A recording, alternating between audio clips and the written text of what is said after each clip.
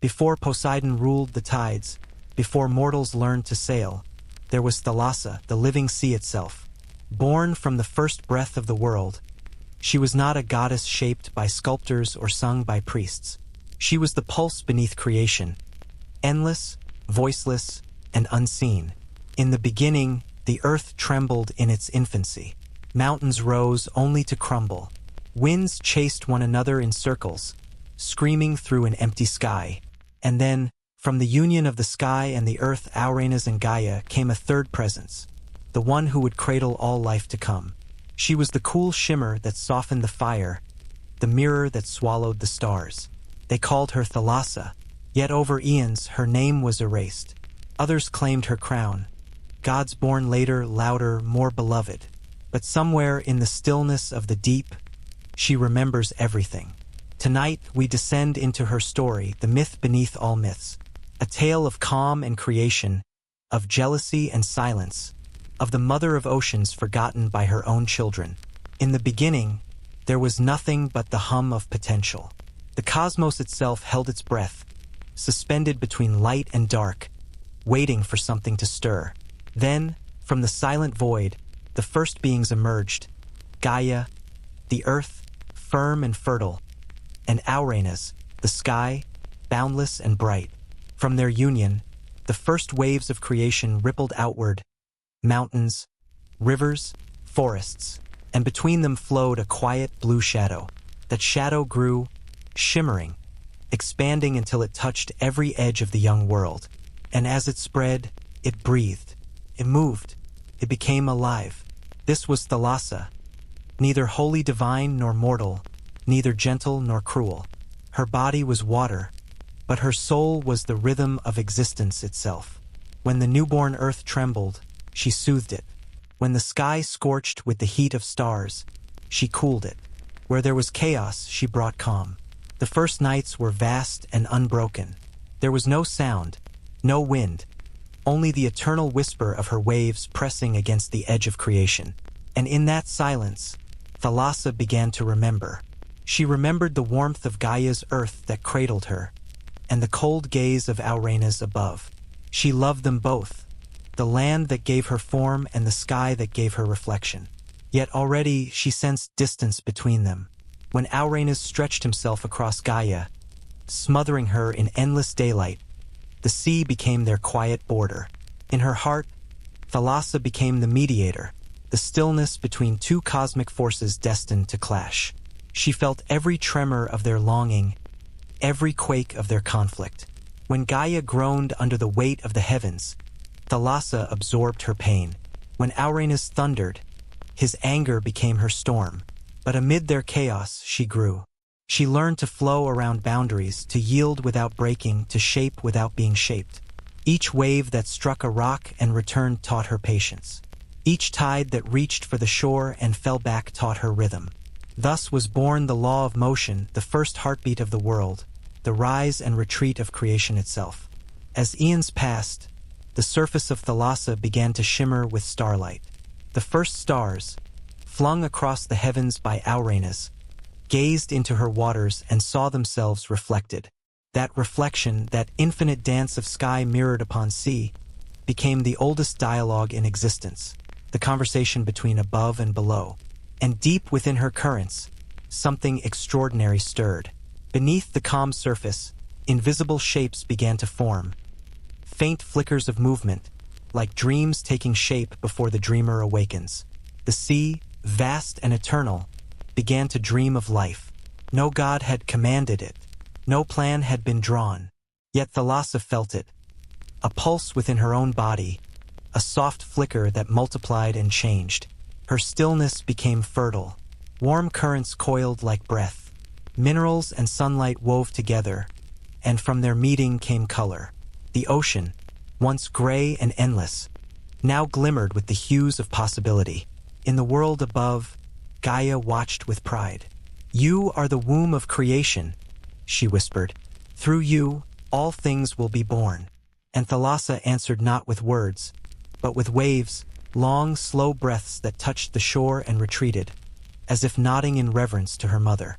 But Auranes, ever proud and jealous, looked down upon the vast blue expanse and felt unease. The sea stretched too far, too free, too deep. He saw in Thalassa something he could not control, a mirror vast enough to reflect his own arrogance back at him. From the heavens he thundered, sending lightning to test her strength. Each bolt pierced the surface, turning calm to fury. But rather than rage, Thalassa learned. She took the violence and shaped it into rhythm. From the clash of light and water came the first tide, the eternal motion that would define her forever.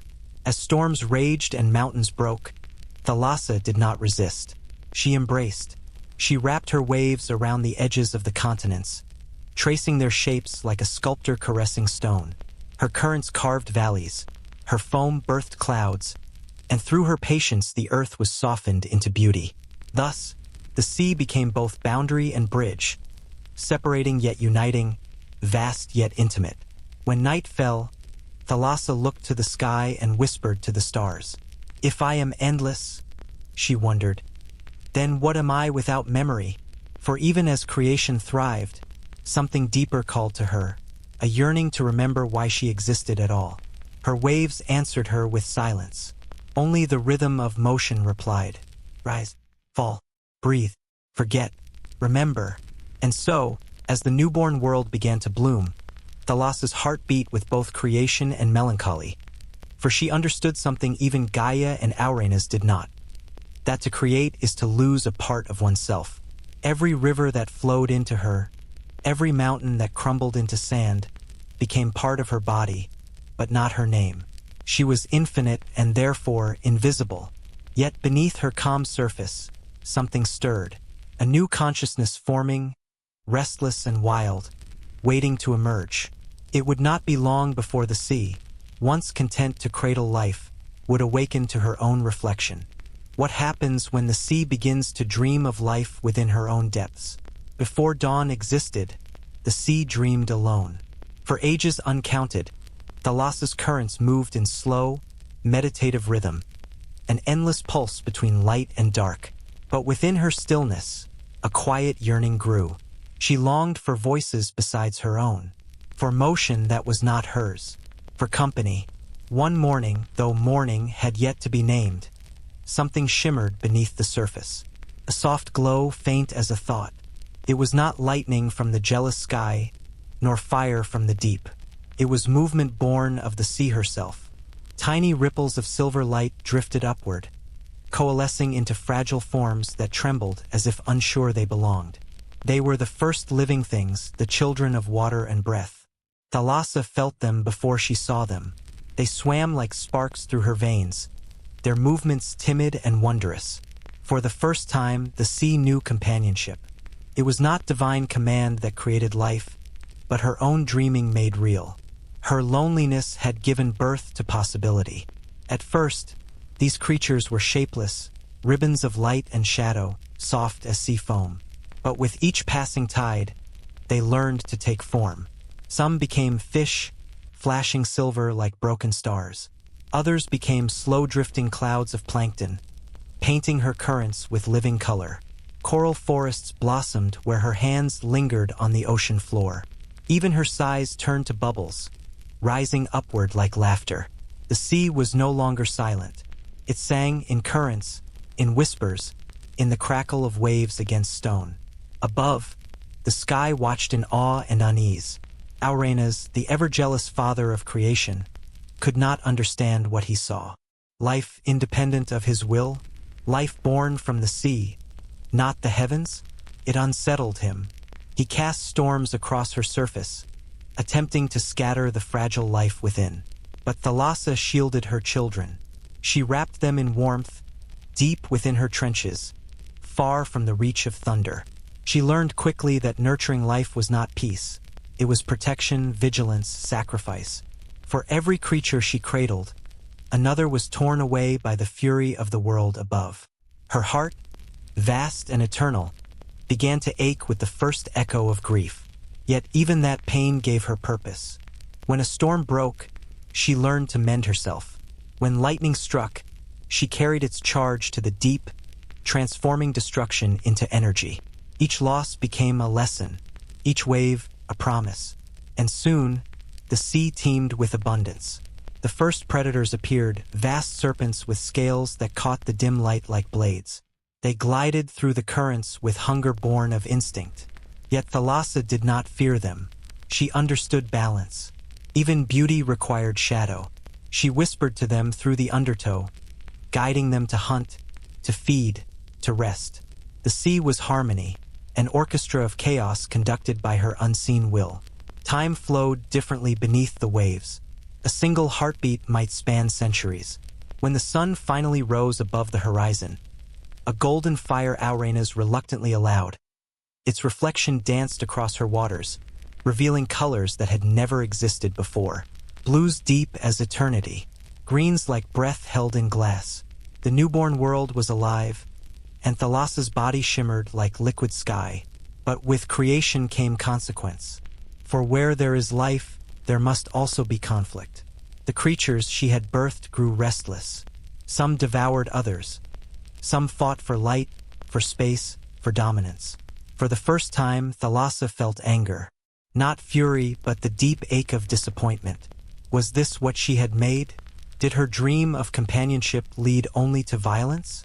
She tried to calm the chaos, sending waves to scatter predators and currents to cradle the weak.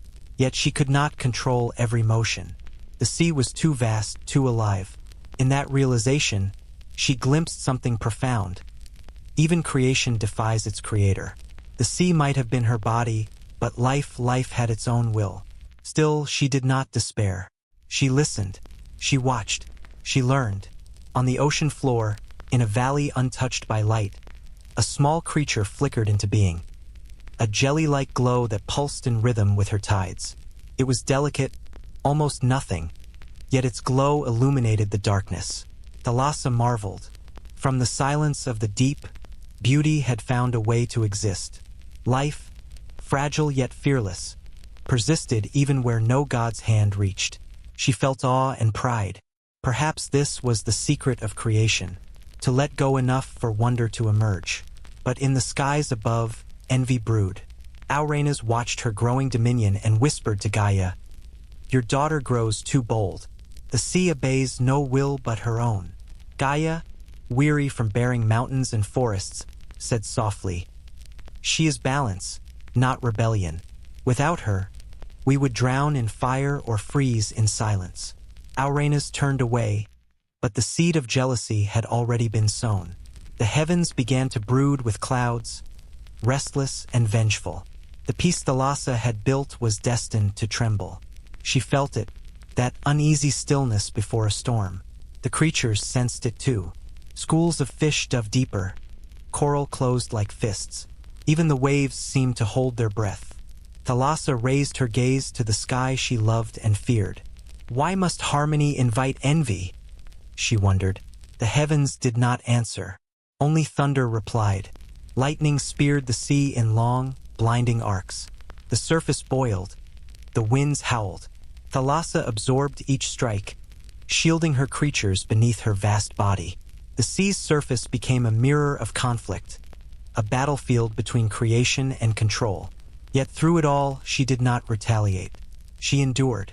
Her calm was not weakness, but wisdom. She understood that storms pass, but water remains. And as the tempest subsided, she looked upon the shattered surface, now calm, now glimmering, and realized something extraordinary. From every broken wave, light returned. The storm had not destroyed her. It had revealed her resilience. Beneath her tranquil surface, the creatures returned to their dance. Life persisted, creation endured, and Thalassa, mother of the sea, learned the truth that would guide her through eternity. To nurture is to surrender, yet in surrender lies strength. Far above, Auranas seethed, unable to break her calm. His jealousy deepened into something darker, the first divine resentment. Soon, his envy would turn to open war. Can harmony exist when even the sky envies the sea? The heavens had never known fear, until the sea began to sing. In the beginning, Auranas had believed himself eternal and unrivaled. He arched across the newborn earth in a flawless dome of silver light, a perfect expanse of dominion. The stars were his crown, the winds his voice. But as the ages unfolded, he began to notice something unsettling. The soft shimmer below. Thalassa, his own daughter, had become something more than water. She had become a presence. Every night, when the sky reflected upon her surface, she turned his light into something living. A trembling, rippling vision that seemed to breathe and move with her own will. His stars looked brighter in her depths than in his sky. And though he tried to ignore it, a gnawing truth whispered through the firmament. The sea made the heavens beautiful. At first, he masked his unease with pride. She reflects me, he told Gaia, his consort. Her light is borrowed. But Gaia, ever patient, answered, perhaps reflection is its own power, my love. What is the sky without something to mirror it? Uranus said nothing, yet inside him grew a hunger he could not name, the ancient seed of jealousy. From his throne of clouds, he watched the life beneath the surface grow restless and radiant. He saw the first whales breach the horizon, their breath rising like mist toward the stars. He saw dolphins carve laughter through the tides, and coral kingdoms glow with color richer than the constellations above. Each ripple in the sea mocked his still perfection. Why should water move when the heavens are still? He thundered. Why should she sing when silence is divine? The answer never came. Only the echo of waves upon rock, rhythmic and calm. That calm infuriated him. He summoned storms, vast and violent, the first the world had ever seen. Winds howled with his fury. Lightning pierced the sea like spears of judgment. The sky cracked open, spilling its rage upon Thalassa. For days, or perhaps millennia, for time was young, the world trembled under his wrath. Waves rose higher than mountains. Creatures fled to the abyss. The waters turned black with churning foam. Yet Thalassa did not scream. She did not fight back. Instead, she began to move, to dance. She shaped her suffering into rhythm. Each lightning strike became a heartbeat. Each wave crashing against the cliffs became her breath. From violence, she created motion. From chaos, harmony. The first tides were born, rise and fall, a law older than the gods who would later claim it. When the storms cleared, the sky looked down and saw something miraculous. The sea had not broken. Instead, it gleamed brighter than before, alive with silver veins of light. Uranus roared in disbelief. You defy me? Thalassa's voice rose from the waves, soft yet endless, the kind of sound that humbles even thunder. I do not defy, she said. I endure. That is the difference between the sky and the sea. Her words unsettled him more than any rebellion could. For the first time, the heavens understood humility. But jealousy has a long memory. Uranus retreated into silence, hiding his resentment behind the veil of stars. From there, he began to whisper poison into the hearts of the other primordial beings. She has grown proud, he told them. She spreads herself too far. The sea touches all things. Soon she will swallow us all. And they listened. Fear of the endless blue crept through the veins of creation. The mountains withdrew from her edge. The forests leaned away. Only Gaia, her mother, remained near, placing her cliffs as gentle boundaries rather than walls. Thalassa felt the distance. She felt the subtle betrayal of those she had never sought to harm. Her waves grew quieter, heavier. The laughter of her creatures turned solemn. Beneath the still surface, the world held its breath. Then, one night, as the stars burned bright above, Thalassa looked up and whispered, "Why must beauty invite envy?" Her reflection answered, not in words, but in ripples. Each ripple distorted the stars, bending them into strange shapes, breaking their perfect alignment. For a moment, the heavens looked imperfect, and that imperfection, alive, unpredictable, was beautiful. It was then that Uranus saw her true power, to change what she reflected. He could not bear it. He sent another storm, greater than any before. The skies shattered, rain fell like shards of glass, and thunder screamed across the horizon. But Thalassa had learned. She no longer sought peace through submission. She met the storm with rhythm. She rose against him, not to conquer, but to balance. Her waves climbed the sky like hands reaching upward, each crest a challenge, each trough a bow. Lightning struck again and again, but she turned its energy into warmth, feeding her creatures below. It was the first war, not of armies but of elements, the clash of pride and patience. When it ended, both were changed. Auranas, weary and wounded, dimmed his stars. Thalassa, bruised yet unbroken, shone with quiet authority. Gaia, watching in sorrow, whispered to her daughter, "You have learned to bear pain as creation. But beware, child, those who endure become invisible. The world will one day forget the calm that saves it." Thalassa answered softly, "Then let them forget, so long as they survive." And with that, she withdrew a little deeper, her surface tranquil once more. Above her, Auranas brooded. His jealousy curdled into bitterness, not only toward Thalassa, but toward Gaia herself. He began to resent all that moved and changed. His dominion, once luminous, grew cold and oppressive. In that darkness, Gaia's heart began to stir with rebellion. She could no longer bear his weight upon her. The seeds of vengeance were planted, and the titans would soon rise to claim them. But Thalassa, the quiet witness, watched in silence. She understood what neither parent yet did, that even the most perfect order must yield to renewal. When the first cracks appeared between sky and earth, she did not mourn. She listened. The world was speaking again, and she, the sea, was its echo. In defying the sky, does she awaken a greater storm within herself? When the sky and earth finally tore themselves apart, the world gasped. Auranas' cries of pain rolled like thunder across the newborn heavens, and his blood rained down through the clouds, striking Thalassa's surface in crimson arcs. Each drop burned like fire when it touched her water. Each hiss echoed with the sound of something new being born. Thalassa trembled. The sea that had always been calm now churned with heat and memory.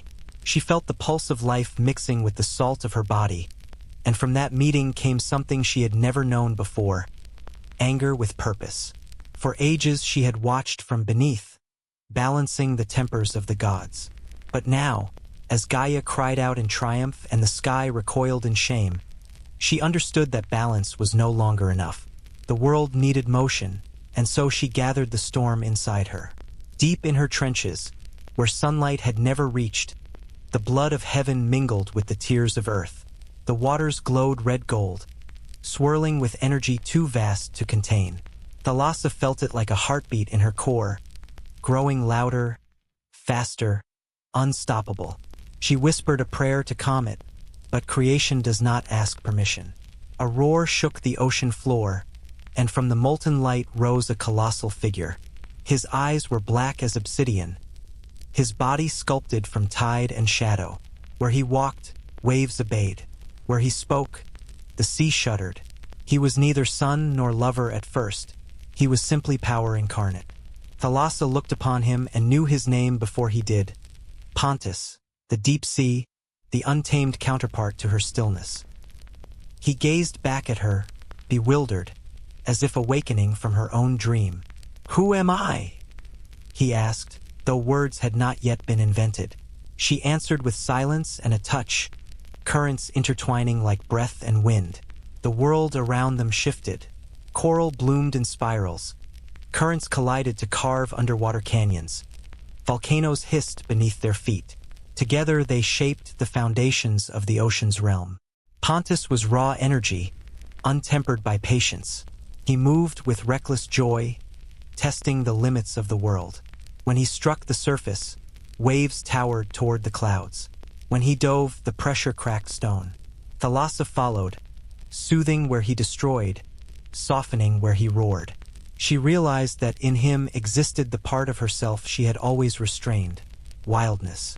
They were balance embodied. Calm and chaos, mother and force, tide and storm.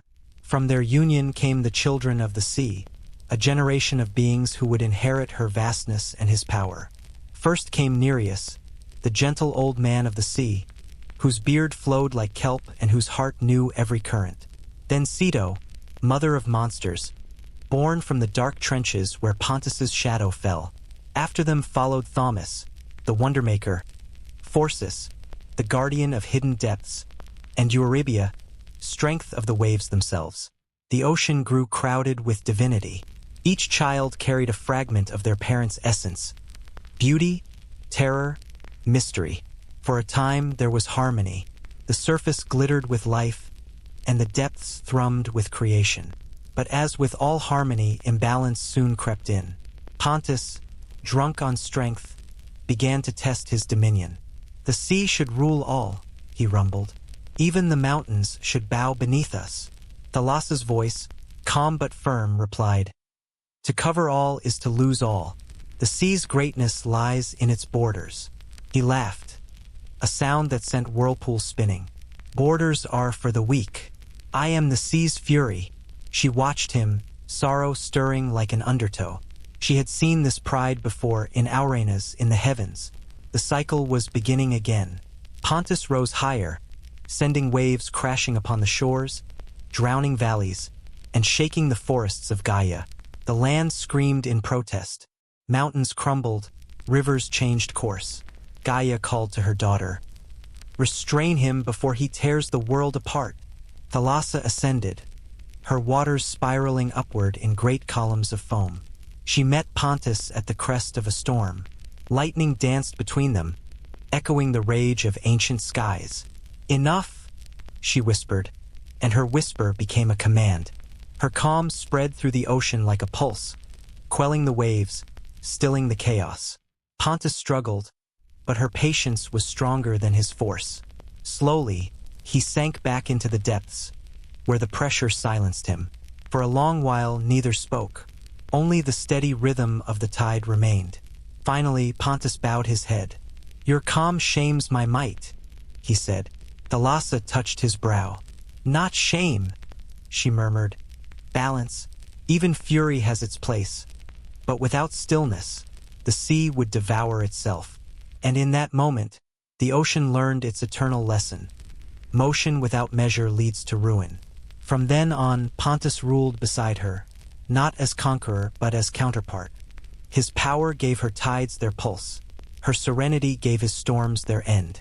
Together, they wove the patterns that all waters would follow forever. Yet Thalassa could sense something unsettling. Creation had grown crowded. With each new child, each new creature, the sea's order became more fragile. Some of her offspring were gentle protectors of sailors yet unborn. Others, like Ceto's monstrous brood, carried the wild hunger of their father. Beauty and horror swam side by side. She gazed across her kingdom and felt pride, but also unease. When creation knows no limit, she wondered, what becomes of its creator? Her question lingered like a ripple that never reached shore.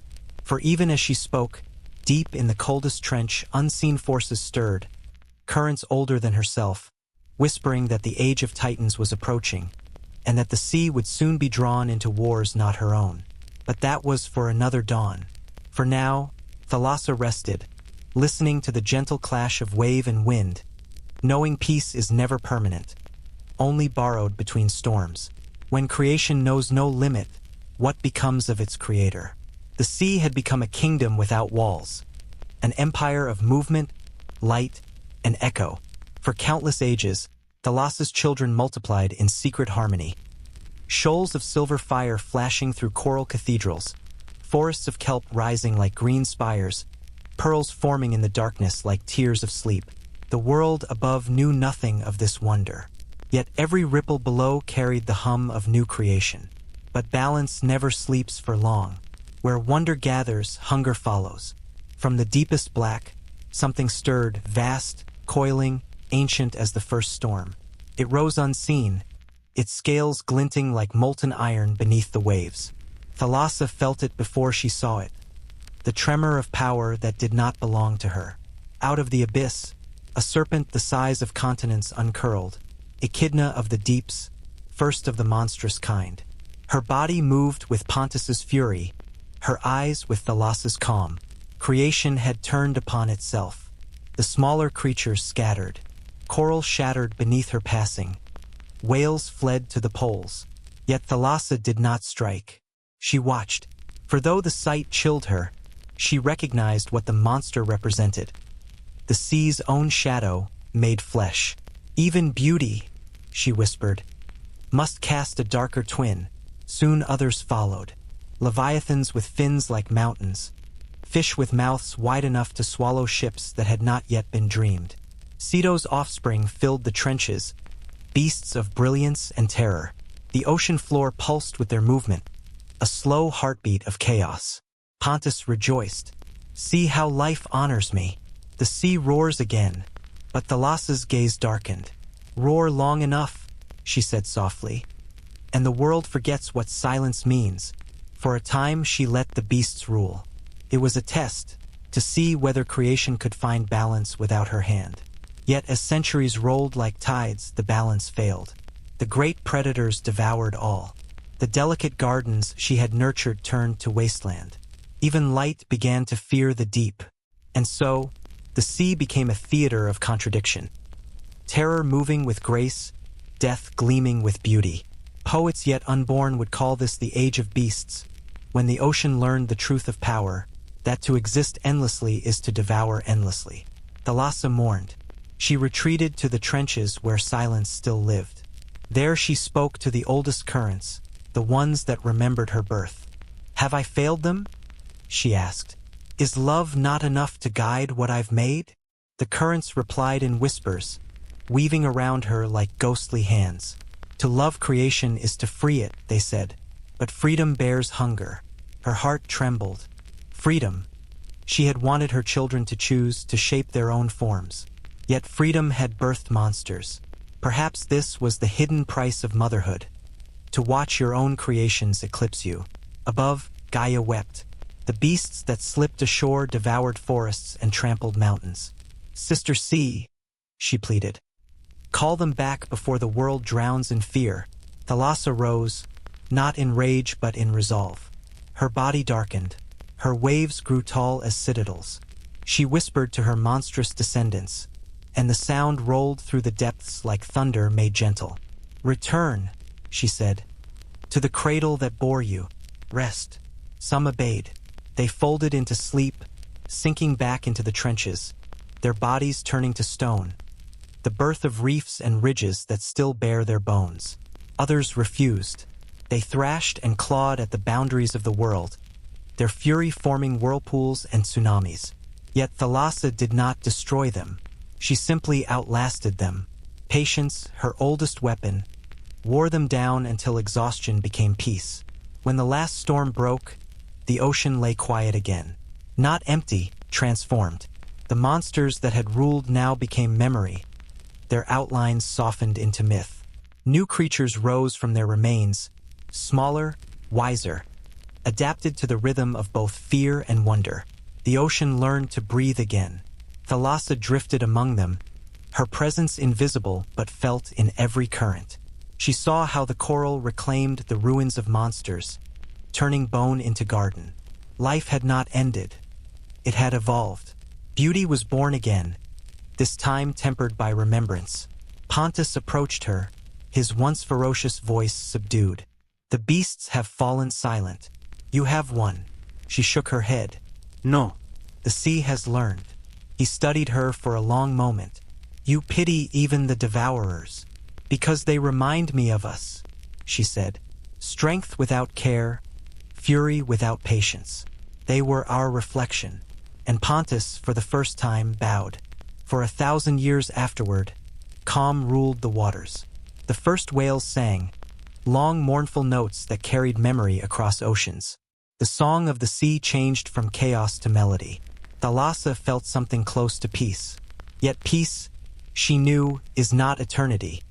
It is the breath between storms. Deep below, in cracks of the earth where heat still glowed, she felt another stirring. This time it was not born of her, but of Gaia herself. A slow, inevitable rebellion brewing against the sky that had once scarred them both. The land trembled. The heavens darkened. The cycle of jealousy was awakening again. Thalassa turned her gaze upward, where lightning stitched the horizon. So it begins once more, she whispered. Even the calmest sea cannot escape the winds of its parents. She sank back into the deep, gathering her strength. Soon, Gaia would rise against Auranas, and the world would quake. The ocean would again become the refuge for gods and monsters alike. For now, though, she rested. The monsters slept, their dreams echoing through the trenches like the breathing of the earth itself. Every wave that touched the shore carried their memory, a reminder that even horror, when accepted, becomes part of creation's rhythm. Above the surface, the first stars blinked through the night, reflected in the stillness she had restored. They seemed to bow upon the water, as though even the heavens remembered her quiet dominion. And Thalassa, vast and eternal, exhaled. The sea glowed faintly with peace hard-earned. Yet beneath that peace, the pulse of destiny beat on, steady, certain, calling her toward a new upheaval. Can a mother love both the beautiful and the terrible? For an age the sea slept beneath a fragile calm. Above her surface, the world seemed healed. Forests whispering over Gaia's skin, mountains standing like watchful elders, clouds drifting in soft accord with the tides.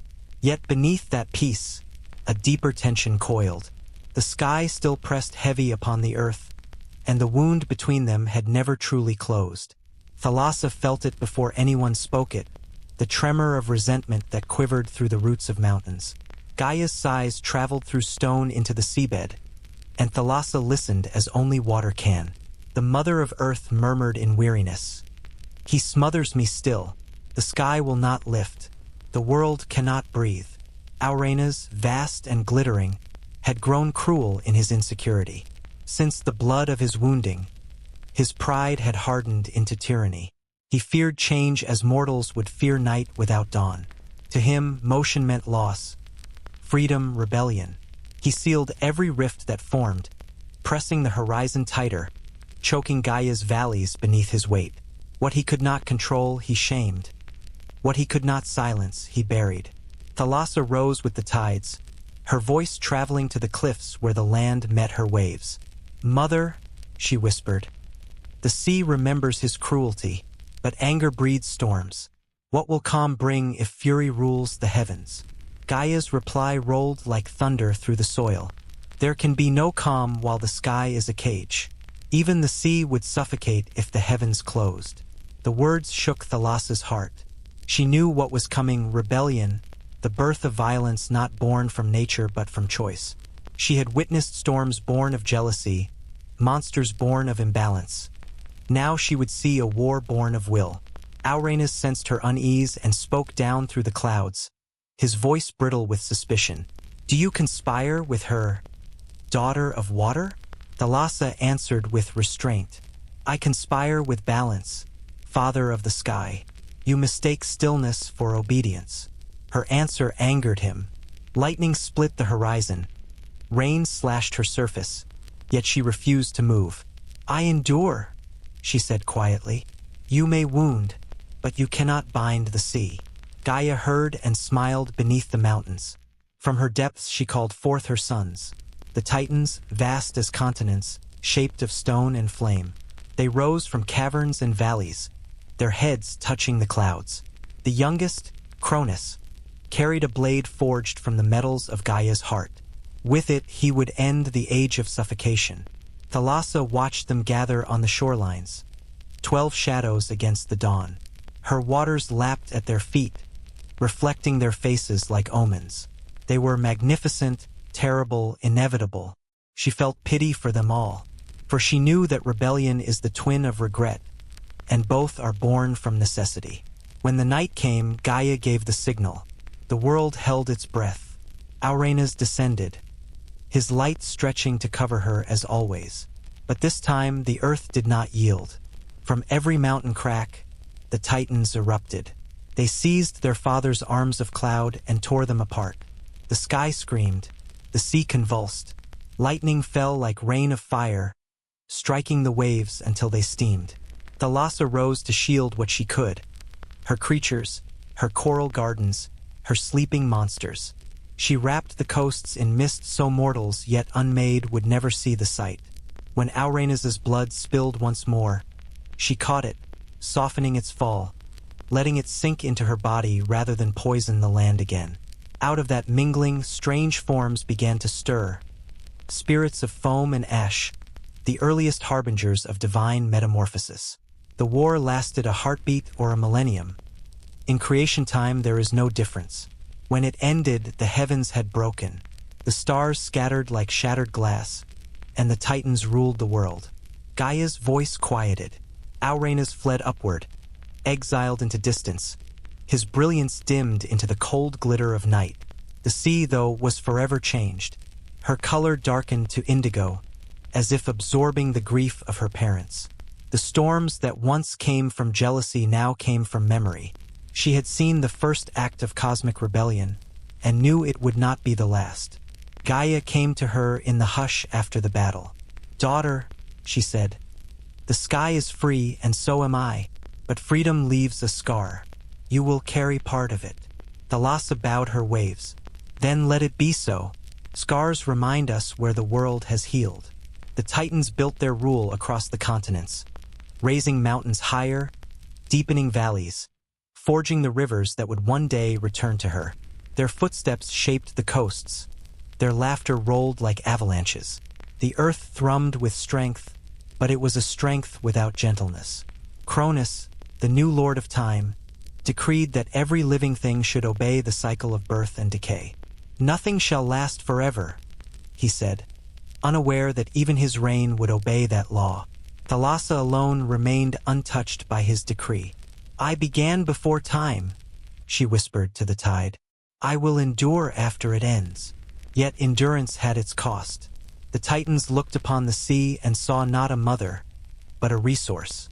They commanded her waters to cool their forges, to cradle their newborn realms. They did not thank her. They simply took. And Thalassa, patient as always, allowed it, for she had learned the futility of rage. Still, she mourned her fading place. Once she had been the mediator between sky and earth. Now she was background, taken for granted, her wisdom drowned by the noise of new gods. She felt herself slipping into myth even as she lived. In her solitude, she spoke to the stars. "How strange," she murmured, "that creation forgets its cradle so soon." The stars did not answer. They were busy forming new constellations, stories of Titans, not of the sea. And so Thalassa retreated again into the depths, guarding what remained of her quiet kingdom. The beasts slept beneath her. The currents whispered her name, but few would remember her face. She had become what all mothers become eventually, the unseen foundation beneath their children's triumphs. Yet even forgotten, she endured, for she knew that time itself would one day turn against the Titans. And when that happened, the sea, eternal, patient, remembering, would be there to witness. What is the cost of eternal peace when the world above bleeds? The roar of battle faded, but the world did not find silence. It found authority. The Titans ruled now, children of earth, heirs of rebellion. Their power stretched across every corner of existence, shaping the newborn cosmos to their will. From their thrones of mountain and flame, they commanded rivers to carve valleys, volcanoes to bleed fire, and stars to obey the rhythm of time. And over all this, watching, quiet, forgotten, was Thalassa, for the sea endures where kingdoms rise and fall. Cronus, youngest of the Titans and the one who had struck down his father, declared a new order. "The age of the sky is ended," he said, voice echoing across creation. "Now begins the age of earth." And so time itself began to move. Seasons unfolded for the first time. Day and night found rhythm. Everything that lived was bound to his law, to begin, to bloom, to fade. Everything except the sea. Thalassa watched this new age unfold from her boundless horizon. The mountains grew taller, the forests denser, but the ocean remained the same. Her waves rose and fell as they always had, untouched by Cronus's decree. She existed beyond the reach of time, neither aging nor changing, simply being. Yet that timelessness came at a cost. Solitude. The gods of land gathered in temples, sculpted by mortals yet unborn. The sky glittered with constellations in Auranas' memory, but no altars stood for the sea. No one praised the stillness that endured through every upheaval. The Titans built their glory on her silence, never realizing that every river that fed them began in her heart. Pontus, her companion and mirror, had retreated to the deeps. He wandered among the trenches, restless and bitter. The power that had once filled him with purpose now weighed him down. "We made this world," he rumbled, "and yet they speak our names no longer." Thalassa regarded him with calm sorrow. The sea's work is not to be praised. It is to remember. He did not understand. Few ever would. Above, Cronus's reign grew vast and fearful, for even gods who conquer their fathers cannot conquer time. In dreams, he saw visions of his children rising against him as he had risen against Uranus, and so he devoured them one by one, swallowing their power to preserve his own. The earth trembled with Gaia's grief. The heavens dimmed, but the sea remembered everything. Thalassa carried their cries in her waves, their names in her currents. She hid what the Titans destroyed, keeping fragments of memory safe in her depths. "Nothing is lost," she whispered. "Only waiting." The younger gods, the ones who would one day be called Olympians, slept within her care. Among them was one whom fate would soon tie to her heart. Poseidon, the child of Rhea and Cronus. Though he was born of Titan blood, his cradle was the sea itself. Rhea, desperate to save him, came to Thalassa in the dark of night, her tears falling like rain upon the waves. "Goddess of the deep," she pleaded, "hide him from his father's hunger. Let your silence be his salvation." Thalassa, who had once shielded monsters and storms alike, opened her arms. The infant god slipped beneath her surface, wrapped in light like a pearl. "He will be safe here," she murmured. "No hunger can reach the deep." And so the sea became sanctuary again. The child grew in secret, tended by the nereids and guarded by dolphins and leviathans alike. His laughter stirred currents, his touch shaped whirlpools. He learned from Thalassa not through words, but through rhythm, the language of tide and patience. But above, the world darkened. Cronus's paranoia deepened. He demanded control over every element, every god, every whisper. The Titans built fortresses that blotted the sun. They carved their power into the earth, draining its warmth. Mortals, still half-formed and voiceless, hid from their shadows. Thalassa felt the world tighten like a breath held too long. "They have replaced the sky's tyranny with another," she said. Pontus emerged from the gloom, bitterness heavy in his gaze. "And will you do nothing as always?" Her tone was steady. "To endure is not to do nothing. The sea erodes even mountains, but not in haste." He turned away, unable to bear her calm. Perhaps he envied it. Perhaps he feared it. But deep down, even Pontus knew Thalassa's patience was not weakness. It was certainty. Centuries passed. The Titans' laughter echoed across empty skies, but cracks began to show. Their greed was their own undoing. The more they controlled, the less they understood.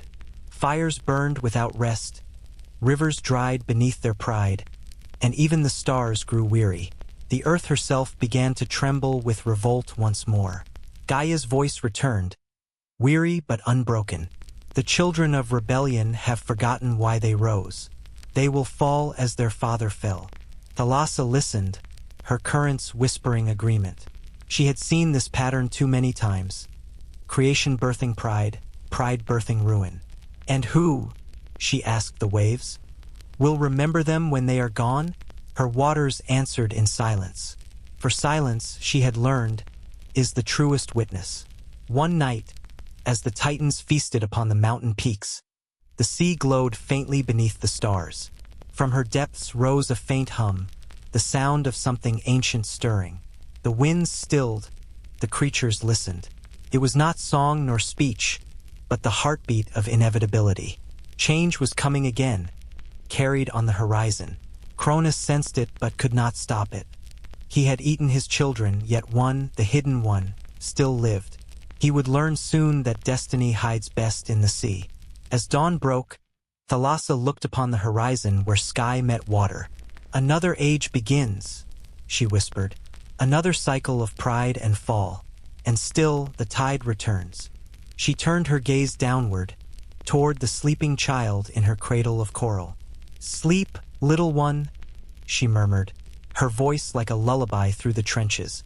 "For your time will come, and when it does, even the gods will tremble before the sea." Above her, the wind carried the faint echo of Gaia's prophecy. "A new order will rise from the old, born by storm, not stone." The Titans laughed, blind to the truth beneath their feet. But the sea, eternal, patient, remembering, already knew the story's next verse. How does one endure when time itself forgets their name? The age of the Titans had swallowed the light of the world. The mountains glowed with fire, rivers trembled beneath stone, and time itself groaned beneath the weight of Cronus's paranoia. Every cry of a newborn god echoed with danger, for their father devoured all that threatened his reign. And yet, somewhere beneath that terror, hope survived, in the whisper of waves that never ceased to move. Rhea, queen of the Titans and mother of gods, hid her pain behind a mask of quiet obedience. She had already lost 5 children to her husband's hunger. Each time she swore it would be the last. When her 6th child stirred within her, the air around her trembled, not with fear, but with destiny. That child would be Poseidon. The moment of his birth was marked by a silence so deep that even the mountains seemed to hold their breath. Rhea gave birth not upon the land, nor beneath the stars, but on the edge of the world, where the cliffs sank into Thalassa's embrace. The sea stretched before her like a promise, endless and alive. "Mother Sea," Rhea whispered, kneeling upon the shore, "I come to beg what even the gods cannot grant, mercy." Thalassa rose from the mist, her form shimmering with moonlight and memory. Her eyes held the stillness of eternity. "Mercy is not mine to give," she said, her voice soft as the tide, "but protection that I can offer." Rhea cradled her child closer. The baby stirred, his skin gleaming faintly with a silver hue, as if already reflecting the waves that awaited him. "He will be hunted," she said. "Cronus will taste the air and know another son has been born." Thalassa extended her hands. The sea itself seemed to bow beneath her gesture. "Then let him be hidden where no fear can find him." Rhea hesitated, tears catching the starlight. "To hide him is to lose him. To lose him now," Thalassa replied gently, "is to save him forever." The wind stilled. Even the moon seemed to listen. Slowly, Rhea placed her son into the arms of the sea. The waves curled around him like silk. The child did not cry. He only blinked wide-eyed, as though recognizing something ancient. Thalassa smiled, a rare, secret smile. "He knows the water. He is its kin." Rhea pressed her hand to her heart. "Then teach him what the land has forgotten, how to listen to what cannot be spoken." When she turned to leave, the cliffs glowed faintly, marking the covenant between earth and sea. By the time Cronus's shadow fell across the shore, both mother and child were gone. Far below the surface, Thalassa carried the infant through labyrinths of coral and darkness. The creatures of the deep followed, sensing the pulse of divinity. Whales sang in low tones, jellyfish glowed like lanterns, and even the monstrous Ceto bowed her head as the sea passed. In the heart of her domain, Thalassa built a cradle of living coral and pearl. The water itself shaped around it, forming a cocoon of stillness untouched by time. There Poseidon slept, his small hands curled as though gripping invisible reins. Even in infancy, his will stirred the currents. The sea became his lullaby. Each wave that lapped above whispered a lesson. He grew not in years, but in awareness, learning the language of pressure, the rhythm of tides, the weight of calm. When storms broke above, he listened to their anger and smiled. When the deep grew quiet, he breathed in its peace. Thalassa watched him, her heart swelling with a pride she dared not name. She had never called herself mother, yet in him she felt the reflection of that word, wild, sacred, inevitable. Pontus returned from the far deeps, curious about the power that had entered their realm. "Another god?" he rumbled, his voice echoing like shifting stone. "Have we not enough of them already?" Thalassa met his gaze. "Not another. A beginning." Pontus frowned, watching the child. He will bring storms. Perhaps, she said, but storms cleanse what has grown stagnant. As centuries flowed, Poseidon grew tall and strong, his body sculpted by the weight of the water, his eyes carrying the calm of Thalassa's depths and the fire of his father's defiance. He learned to summon currents with a glance, to shape whirlpools with his will. The creatures of the deep followed him instinctively, drawn to a power that felt both ancient and new. Thalassa guided him with silence more than speech. When he grew restless, she would simply gesture to the endless horizon. Patience, her eyes said. Even the tide must wait for the moon. But the time of hiding could not last. Above the surface, the world shifted again. Cronus's paranoia deepened. Rhea's secret began to unravel. The gods of Olympus stirred in their mother's womb of secrecy, ready to reclaim their place in creation.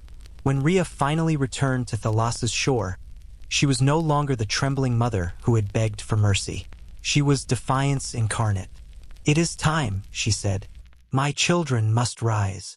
Thalassa emerged from the waves, the water trailing from her form like a veil of light. "Then he must leave me," she whispered. Poseidon stood beside her, no longer a child but a man of storm and serenity. His trident, shaped from coral and lightning, gleamed in his hand. "Leave," he asked quietly. "The sea is infinite," Thalassa said, "but destiny does not dwell in one place. Go to your brothers. The sky and earth have fought long enough. The time of balance has come again." Poseidon looked into her eyes and saw both love and sorrow. "Who are you to me?" he asked. She smiled faintly. "The question is not who I am, but who you will remember when the waves speak your name." He hesitated. Then, bowing deeply, he whispered, "Then I will remember the sea." When he ascended from the water, the sky broke open. Thunder answered him, not in defiance, but in acknowledgement. The world above awaited its reckoning. Thalassa watched from below, her expression unreadable. The currents shifted, the tides turned, and she felt something new. The ache of pride mixed with loss. The child she had sheltered was gone, yet his every movement still echoed her rhythm. Pontus joined her, gazing toward the light above. "You raised a storm," he said. "Not a storm," Thalassa murmured, her voice like the hush before dawn. "A memory that will never end." And somewhere, far above, Poseidon's first roar rolled across the heavens, shaking both gods and mortals alike. The sea answered with a single wave that touched every shore, a silent promise between mother and son. What happens when a god forgets who raised him? When Poseidon rose from the depths, the world changed its breath. The winds that once bowed only to the Titans hesitated. The clouds gathered, curious. Even the mountains tilted their faces toward the shore, as if recognizing a forgotten heir. For the first time since the age of rebellion, the sea had given the world something new, not destruction, not silence, but potential. He walked upon the surf as though it were stone, every step stirring whirlpools beneath his feet. The foam hissed his name before he even knew it. Poseidon. Born of the Titans, raised by the sea, he belonged to both realms, and to neither. Thalassa watched from below, hidden within the veiled shimmer of the waves. To her, the sight was both wonder and warning. She saw in him the calm of her depths and the fury of his father, Cronus, the same mix that had broken worlds before. The young god lifted his hand. Lightning leapt from the clouds, striking his palm like a greeting. The sky accepted him instantly. Thalassa's heart tightened. The sea, she realized, might one day lose him to the heavens. For a while, he wandered between realms, testing his strength. He summoned tempests for sport, wrestled with the winds, carved trenches in the ocean floor with the tip of his trident. Every motion echoed her own rhythm, but faster, louder. Where Thalassa had learned patience, he sought mastery. Where she had endured, he desired to rule. He would surface after each storm and gaze upon the horizon as though measuring it. "The sea answers me," he said aloud, though none were near to hear him. "It knows my voice." Below, the true sea murmured to herself, "It answers because it remembers me." The Titans took notice of the rising power within the waves. Pontus, ever proud, approached his son through the currents, his form looming like a mountain beneath the surface. "You wield our blood well," he said. "The ocean bends for you. Why not claim it? Cast down the old goddess who hides in the dark and let the sea be truly yours." Poseidon hesitated. "There is another?" Pontus's laugh rumbled through the trenches. "A whisper, a memory, the first tide. But the world belongs to those who act, not those who remember." The words struck the young god like thunder. He had never seen Thalassa as an equal, only as the silence that carried him. Could the sea itself be someone? The idea unsettled him. That night he dove deep, farther than ever before. The light faded, the pressure grew. The sea turned from blue to black to something infinite. In that crushing stillness, he felt it. A presence vast as eternity, gentle as breath. "Who are you?" he whispered. The water itself replied, not in words but in pulse. 1,000 memories washed through him. The birth of stars reflected on waves, the cries of ancient beasts, the laughter of Rhea on the shore. Each memory carried one name, Thalassa. He gasped, "You are real." Her voice rose softly from every current. "I have always been." Poseidon's heart thundered. "Then why hide from me?" "Because children must believe the world begins with them," she answered. "Otherwise they will never learn what to do with it." Her calm disarmed him more than any storm. "You raised me to forget you? To see if remembrance would find you anyway." He wanted to argue, but words failed.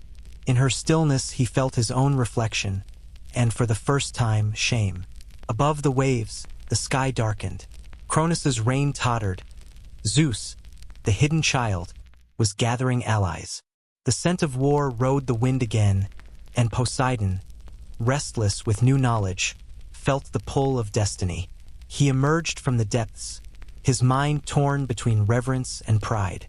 On the shore stood his mother, Rhea, and beside her, a lightning-eyed brother he had never met. "This is Zeus," Rhea said. "Your time has come. The sons must rise against the father." Poseidon looked back at the ocean. The horizon glowed faintly, as if the sea herself were watching. "I have known only water," he said quietly. "What does the sky owe me?" "Freedom," Zeus answered, "and a kingdom of your own." Those words ignited him. A kingdom, his own domain, not borrowed, not hidden. For the first time, ambition stirred louder than memory. He turned to the sea one last time. "If I must rise, will you still remember me?" he whispered. The waves lapped against his feet in reply. Neither promise nor denial, only rhythm. When the war of the gods began, Poseidon fought like the sea unleashed. Thunder roared above, waves answered below. Titans fell, mountains split, the sky itself caught fire. Every strike of his trident sent shockwaves through the world, and with each, the sea wept a little, pride and sorrow mingling like salt and rain. At last Cronus fell. The Titans were bound, the new gods triumphant. On the smoking battlefield, Zeus raised his arms to divide creation. "The heavens are mine," he proclaimed. "The earth shall belong to Hades, who rules the dead. And to Poseidon, I grant the sea." The thunder faded. Silence spread across the broken world. Poseidon turned slowly toward the horizon. The waves glittered as if smiling. His heart swelled with recognition and confusion. Hadn't the sea always been his home? How could something eternal be granted? But pride silenced doubt. He lifted his trident and declared, "Then the sea shall know my rule forever." Deep below, Thalassa listened. Her heart, older than mountains, did not break. It simply deepened.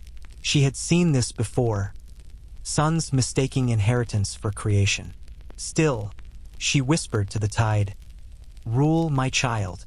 Even kings must one day remember their cradle." As Poseidon built his palace beneath the waves, unaware of the eyes that still watched him, the ocean shifted once more. The age of Titans had ended, but the age of forgetting had begun. Can a mother's love survive divine ambition? When the heavens caught fire, even the sea could not stay still. Thunder tore across the sky, and lightning fell like burning spears. The mountains groaned under the weight of war. From the depths to the stars, the Titanomachy, the war between generations, raged without pause. The young gods, the Olympians, had risen against their fathers. And though the battle seemed to belong to sky and stone, its echoes reached the deepest waters. Beneath the chaos, Thalassa felt every blow. The tremors of the earth rippled through her body. Volcanoes bled into her veins. Fragments of heaven plunged into her waves as meteors. For the first time since the world's birth, the sea itself seemed to bleed. Poseidon, now fully grown and crowned with his trident, commanded the oceans as his army. He struck the seabed, and whirlpools the size of continents spun into being. Leviathans, long asleep, awoke and rose to his call. The depths that had once hidden him now answered as soldiers to a king. "Rise," he thundered, his voice shaking the foam from the waves. "The sea shall choose its side." Thalassa heard him from the farthest trench. She felt pride but also grief. The calm she had guarded for eons was now being torn open by the very child she had cradled. War had entered her sanctuary. Pontus approached her, eyes burning with old defiance. "Let him fight," he said. "The world is forged in conflict. You cannot protect eternity from itself." Thalassa's gaze stayed upon the boiling surface. "I do not fear the storm," she whispered. "I fear what comes after, the silence that forgets why it began." Above them, Poseidon's forces clashed with the might of the Titans. Ocean met mountain, lightning met tide. The very laws of nature trembled. Thalassa's creatures fled from the battlefield. The dolphins to the far edges of the sea, the whales to the frozen poles, the smaller fish hiding in coral that quaked like frightened hearts. In one moment, the world seemed to end. The Titans hurled mountains into the sea, turning calm bays into boiling cauldrons. Poseidon retaliated by commanding the waves to swallow coastlines whole. Each side sought dominion. Neither remembered harmony. From her sanctuary, Thalassa whispered a single command. "Enough!" The sea obeyed her as it had since time began. For one breath, all motion ceased. The storms froze, lightning halted midair, and every drop of rain hung suspended. The gods paused, startled by the sudden stillness. Then slowly she rose. Her form towered from the water, vast, radiant, neither mortal nor divine but something older. Her eyes glimmered like twin horizons. Her hair was the tide itself. When she spoke, her voice rolled across heaven and earth alike. "This war," she said, "was born of remembrance turned to pride. You fight not for justice, but for dominion." Poseidon turned, astonished. He had never seen her like this. For a moment, his power felt small. "Mother?" he breathed. Though he had never spoken the word aloud before, Thalassa's gaze softened. "You call me now, but too late. The storm you have awakened will not end with victory. It will end with forgetting." Zeus, wielding thunder above, looked down through the smoke of battle. "Who speaks from the deep?" he demanded. Thalassa raised her hand. "One who remembers when even gods were nameless." The younger gods stared, unsettled. Here was no Titan, no Olympian, only the embodiment of something they could not command. The sea alive, watching, judging. Yet the rhythm of war could not be undone. Zeus hurled his lightning once more. Cronus roared defiance from the crumbling peaks. Poseidon's heart twisted. He looked from the sky to the waves, torn between duty and memory. "Return below," he shouted to Thalassa. "The sea is my domain now." Her expression did not change. "Then rule it wisely, for every crown is made of salt and will dissolve with tears." With that, she sank back into the depths. The moment of stillness shattered. The storm resumed, fiercer than before. Poseidon fought with renewed fury, as if to drown the ache her words had left. The war raged for 10 years. Mountains were leveled. Rivers changed their courses. Even the constellations above shifted, as if the stars themselves could not bear to witness. The sea became both refuge and grave. The fallen titans sank into her depths, their bodies turning to stone, forming the islands that dot the world today. And through it all, Thalassa endured. She shielded the innocent creatures, guiding them to safe havens. She swallowed the excess of wrath, turning destruction into renewal. When the world shook too violently, she cradled it with her tides. No one praised her, no one saw, yet every victory, every moment of peace, was built upon her quiet strength. At last, the war ended. The Titans fell into Tartarus, sealed by Zeus's command. The Olympians stood upon the wreckage of the world, weary but triumphant. The cosmos was divided anew, Zeus ruling the heavens, Hades the underworld, and Poseidon the seas.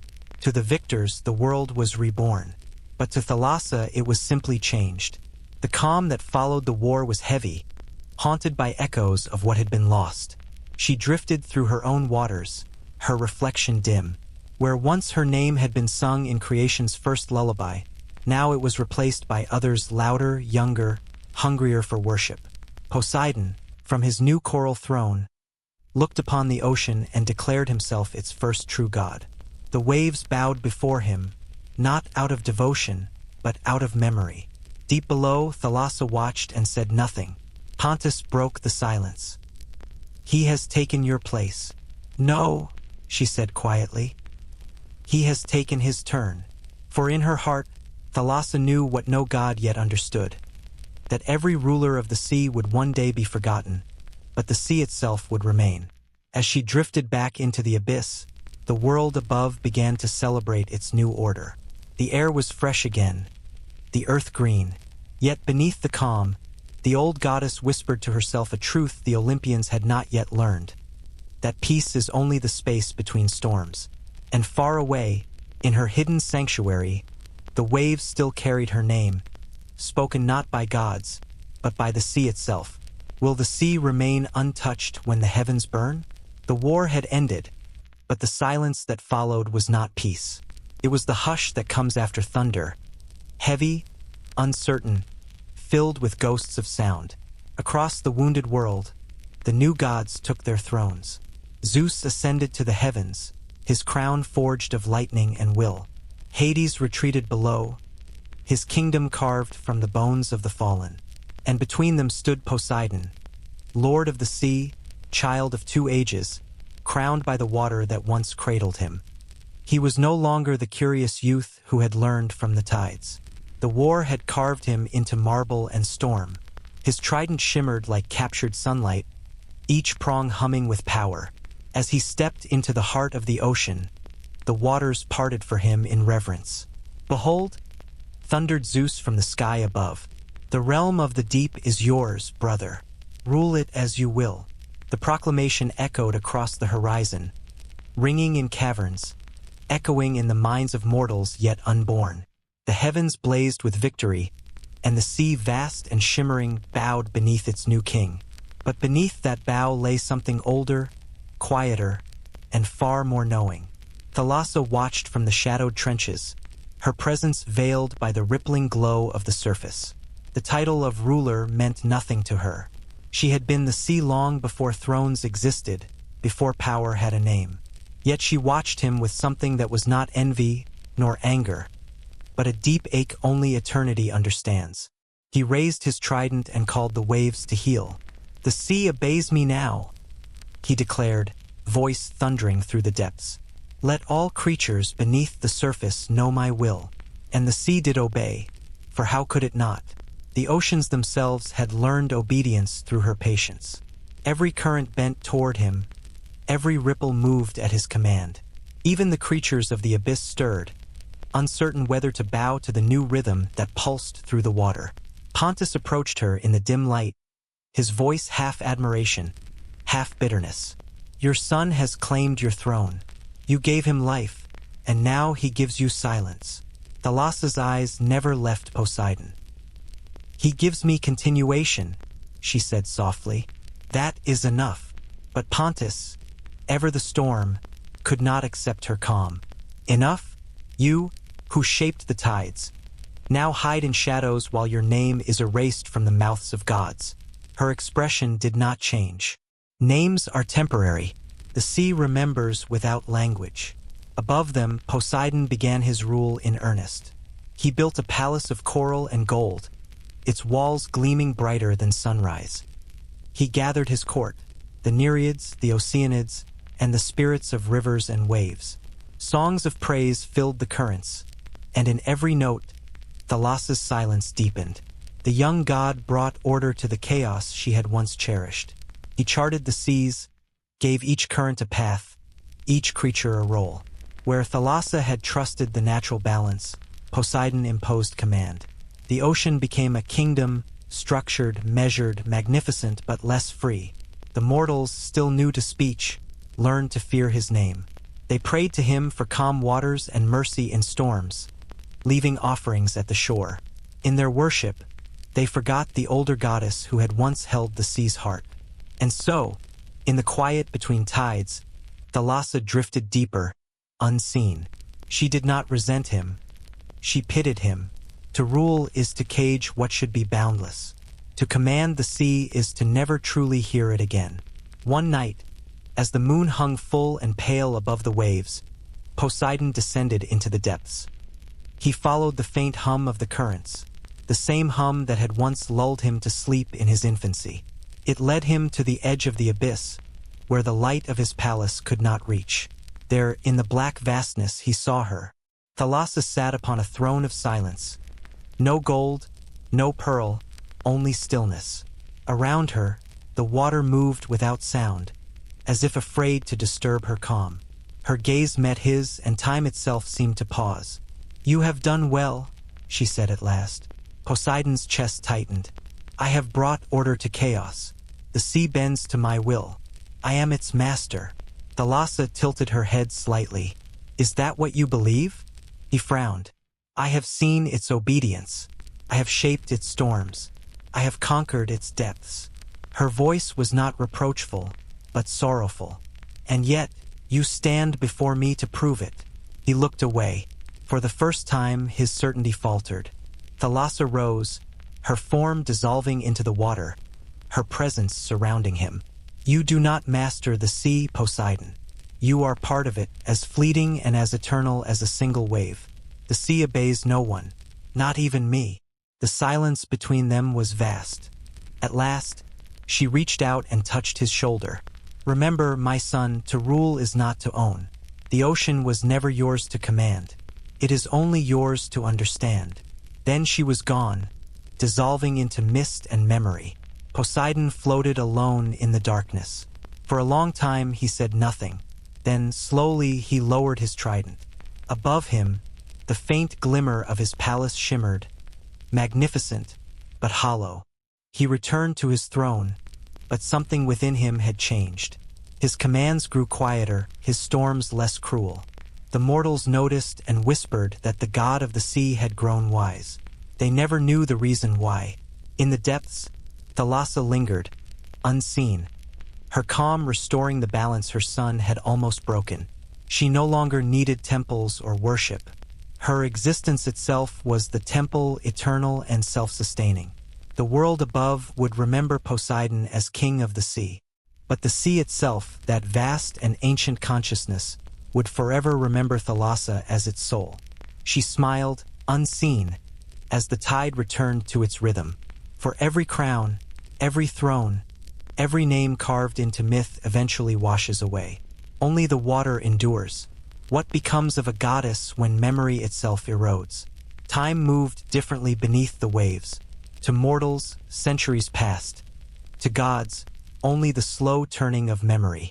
But to Thalassa, the sea itself, time was no longer something that moved. It was something that rested. She had watched the ages shift like tides. Empires rise, empires crumble, names whispered, then lost. Poseidon's palace glittered above her, radiant and restless, full of gods who claimed dominion but did not understand its cost. The sea was ruled now, yes, but in that rule something sacred had gone quiet. The ocean had forgotten how to dream. Where once the waters sang to the stars, now they echoed with commands. The rhythm of creation had become the rhythm of order. Poseidon's trident controlled the waves. His will dictated the storms. But the calm between them, that old divine stillness where life had once been born, had grown dim. Deep below the reach of his light, Thalassa wandered through her own eternity. The pressure here was absolute. No sound reached this far. No god's voice could command it. It was here, in the black heart of the sea, that she hid her sorrow. She passed through forests of coral turned to bone, through the sleeping carcasses of monsters who had once been her children. Their bones formed mountains taller than Olympus itself. Tiny creatures scurried among them, feeding on the remains of ancient gods. Even in death, the sea created life. She paused beside one of those immense skeletons, a leviathan from the age of beasts, its jaw wide as a valley. Her reflection shimmered faintly upon its teeth. "Do you remember me?" she whispered. The silence answered her, but silence was, as always, honest. She drifted onward, deeper still, until there was no light at all. Here, in the absolute dark, she could no longer see her form. She was simply movement, mind and memory suspended in endless blue-black thought. And yet, even here, she was not alone. The ocean was full of quiet life. Tiny glimmers pulsed like stars. Jellyfish, glowing plankton, creatures of pure transparency. They knew her not as goddess, but as home. They carried her essence in their tiny pulses, each beat a fragment of her being. It comforted her, this small truth, that she did not need worship to exist. Life itself was her temple. Far above, Poseidon's reign grew louder. He sent storms to test the boundaries of his power. He struck the seas with anger when mortals disrespected him, and they trembled at his wrath. Yet even as he claimed mastery, his strength began to depend on belief. The prayers of sailors fed him. Their fear sustained him. Thalassa smiled sadly. "The sea does not need belief," she murmured. "It needs only to be." She could feel him sometimes, far above, pacing the marble floors of his palace, restless and unsatisfied. For all his might, Poseidon had inherited his father's flaw, the hunger for recognition. It was the same hunger that had driven Uranus to dominate, Cronus to consume, Zeus to control. The pattern was endless, but Thalassa was beyond hunger, beyond pride, beyond all but presence. She turned her gaze inward, into herself. The sea was her body, but it was also her mind, her memory. In its currents, she could feel the history of creation swirl like ink. Gaia's laughter, the first coral blooming, the cries of mortals drowning, the birth of Aphrodite yet to come. She realized something then, something neither Titan nor Olympian had ever understood. Immortality was not about never dying. It was about never stopping to listen. In the deep silence, she listened. She heard the slow heartbeat of the earth itself, the molten core that pulsed in rhythm with her tides. She felt the moon's distant pull like a gentle hand guiding her breath. She felt the drift of continents, the fall of meteor dust settling upon her surface. Every movement, every whisper, every sorrow, she carried. And in carrying it, she became peace itself. She remembered the early days, when the sea had been a mirror for the stars, when Uranus's reflection had first kissed her surface. Those stars still burned, though dimmer now, blurred by the passage of ages.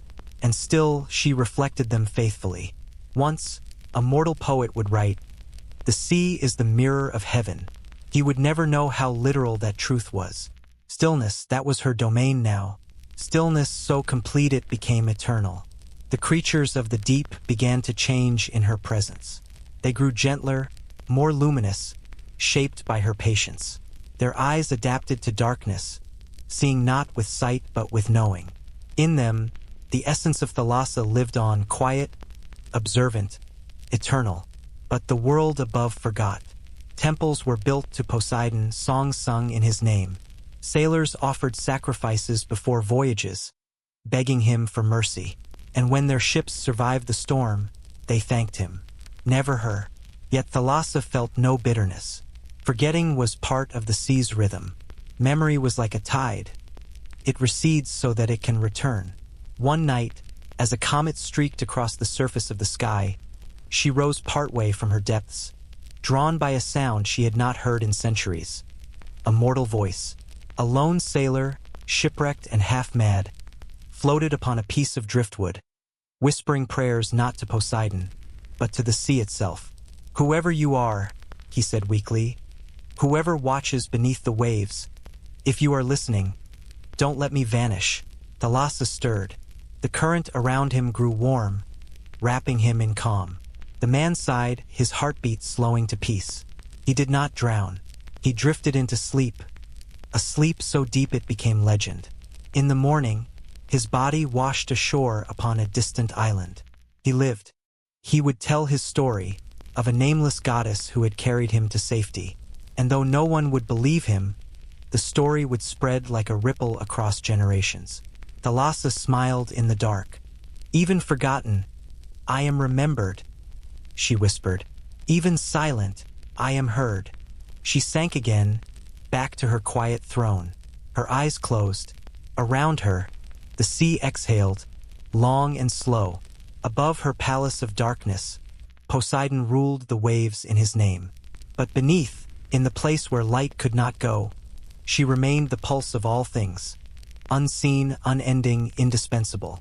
And so the sea continued, vast and eternal, its mother forgotten, its memory intact. Is forgetting the same as dying? In the ages that followed, the sea became quiet again. Too quiet. The world above bustled with life.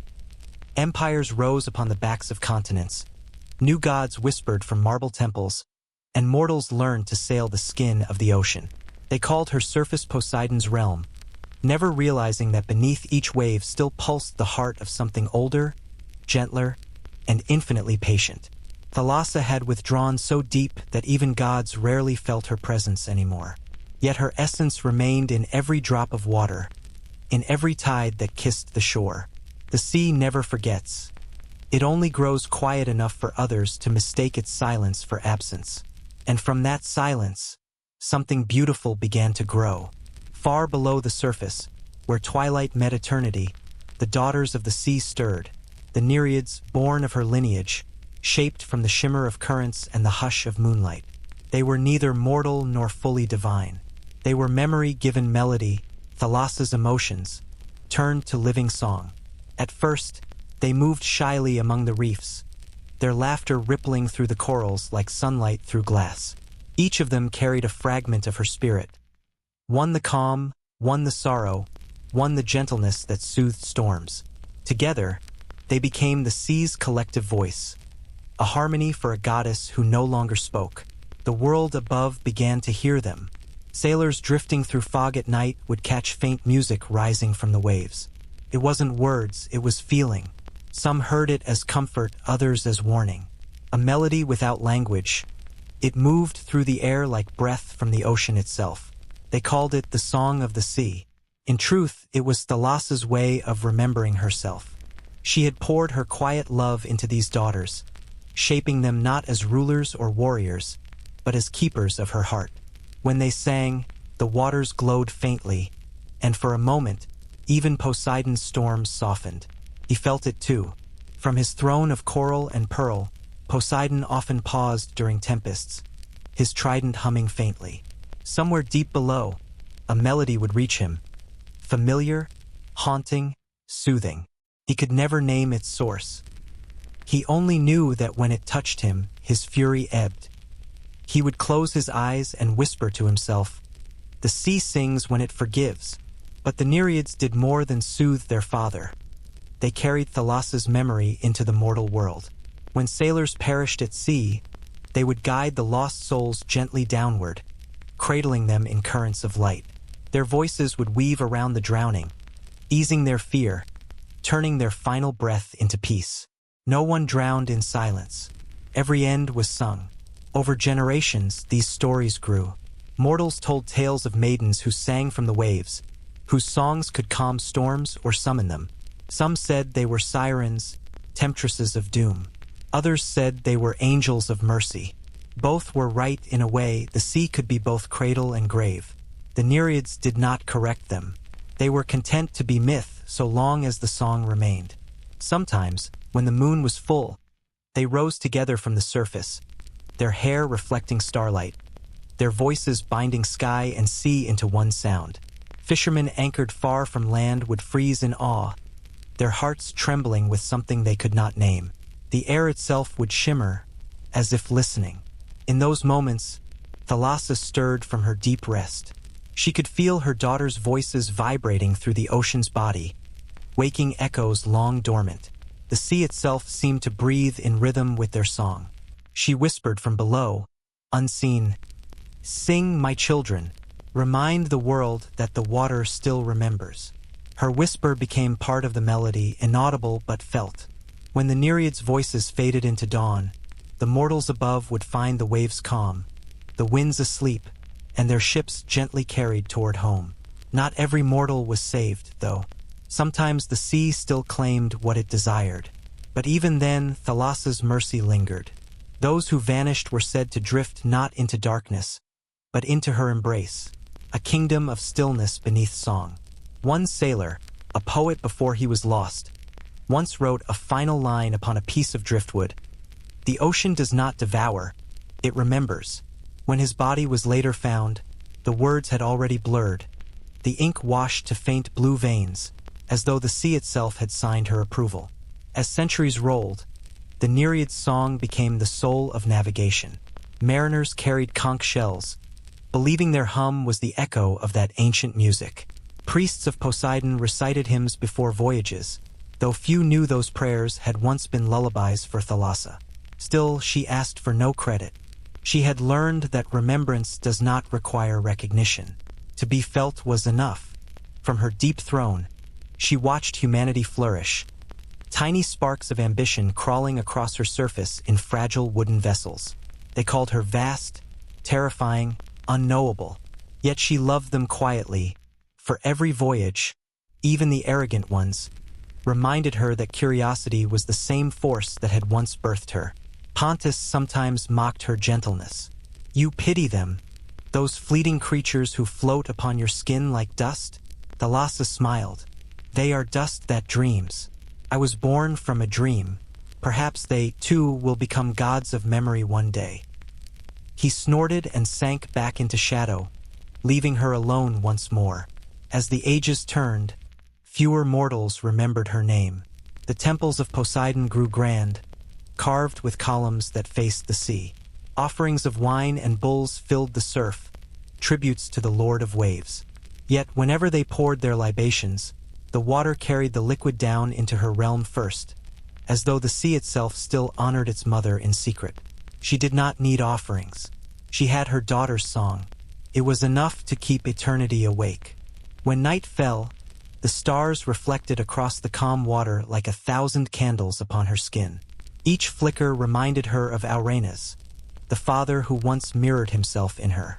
So much had changed, yet so little truly had. Above, ambition. Below, memory. Between them, the endless tide. The Nereid's song rose again, faint but steady, told no story, made no plea. It simply was the pulse of the ocean itself. Thalassa closed her eyes and let herself drift in its rhythm.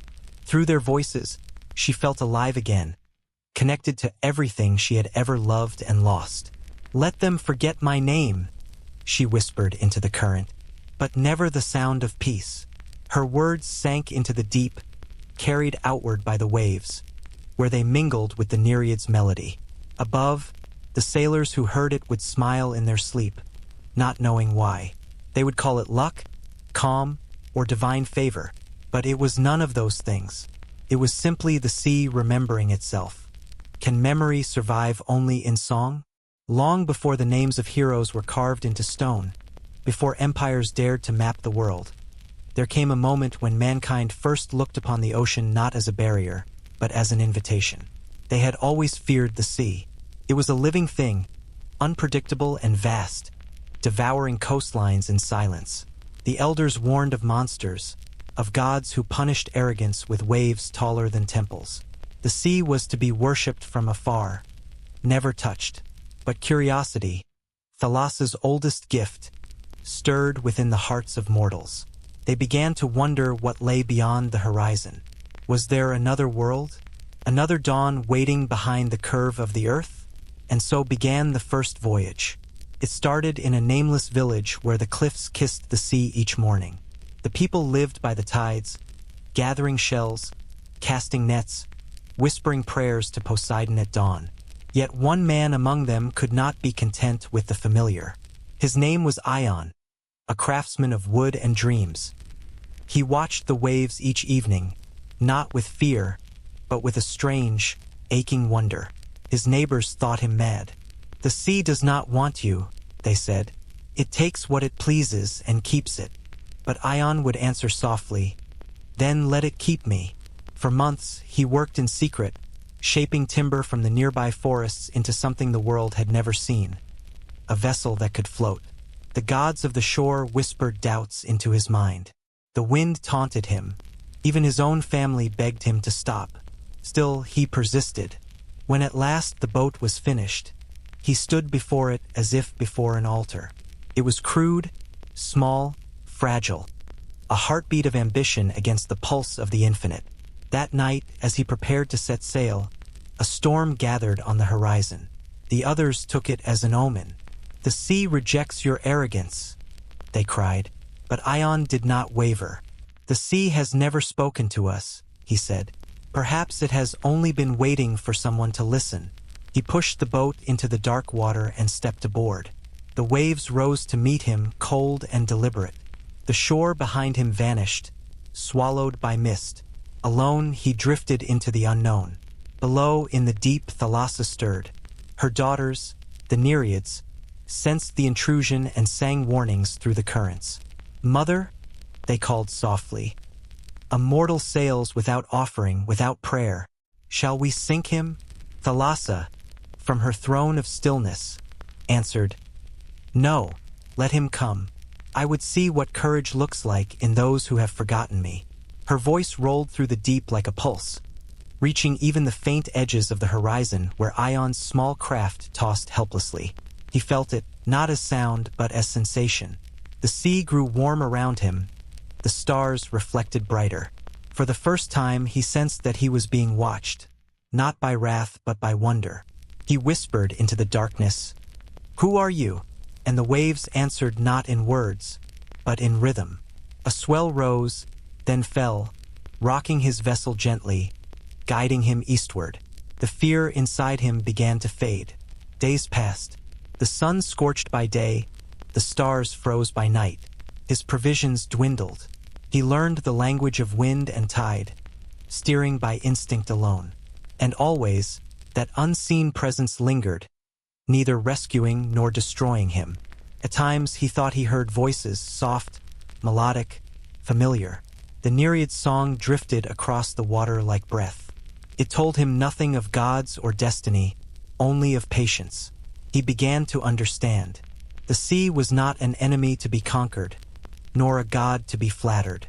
It was a living truth, neither cruel nor kind, but vast enough to contain both. Far below, Thalassa watched him fight the waves, and something stirred in her ancient heart. Recognition. She had seen this before, the same defiance that had once driven her own creation, the same spark that had ignited the gods. Pontus appeared beside her, eyes narrow. Mortals climb higher than they should. This one tempts the deep.